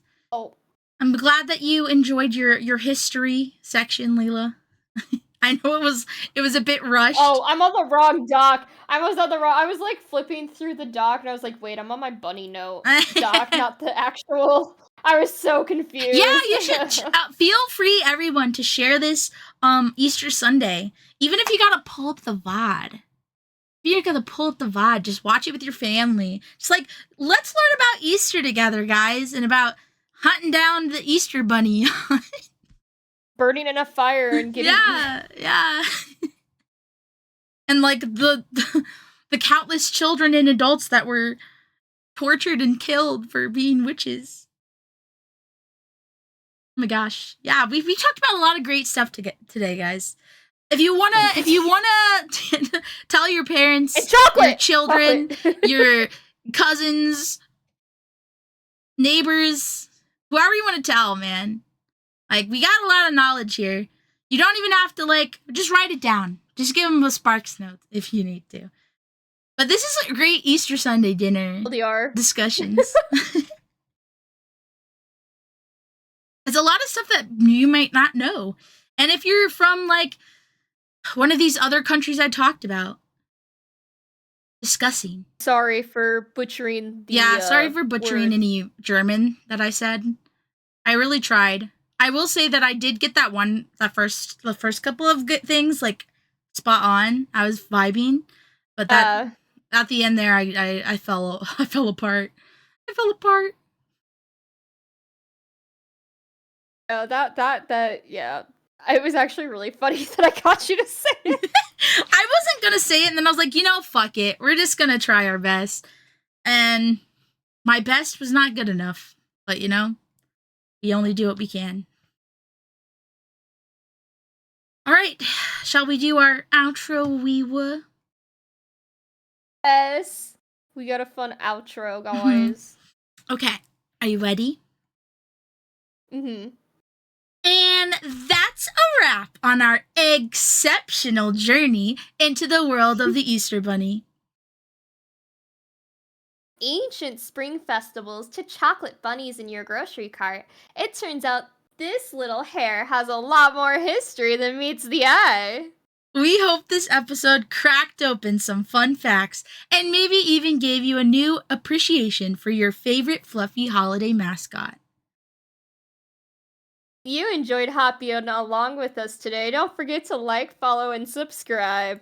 Until next time, keep your ears up and your baskets full. And remember, every legend starts with a little curiosity. Happy Easter! Happy Easter! And we'll see you next time! Alright. Pokemon. Goodbye, everybody. We will see you next week. Goodbye! Have a good Easter if you celebrate Easter. Happy Easter. Eat lots of food and get lots of candy and your chocolate bunnies. Like, brush your teeth so your teeth don't rot, because that's bad. Don't eat Peeps. Or eat Peeps and just die of sugar. No. True. Okay, goodbye, everybody. Bye-bye. Goodbye. Bye-bye.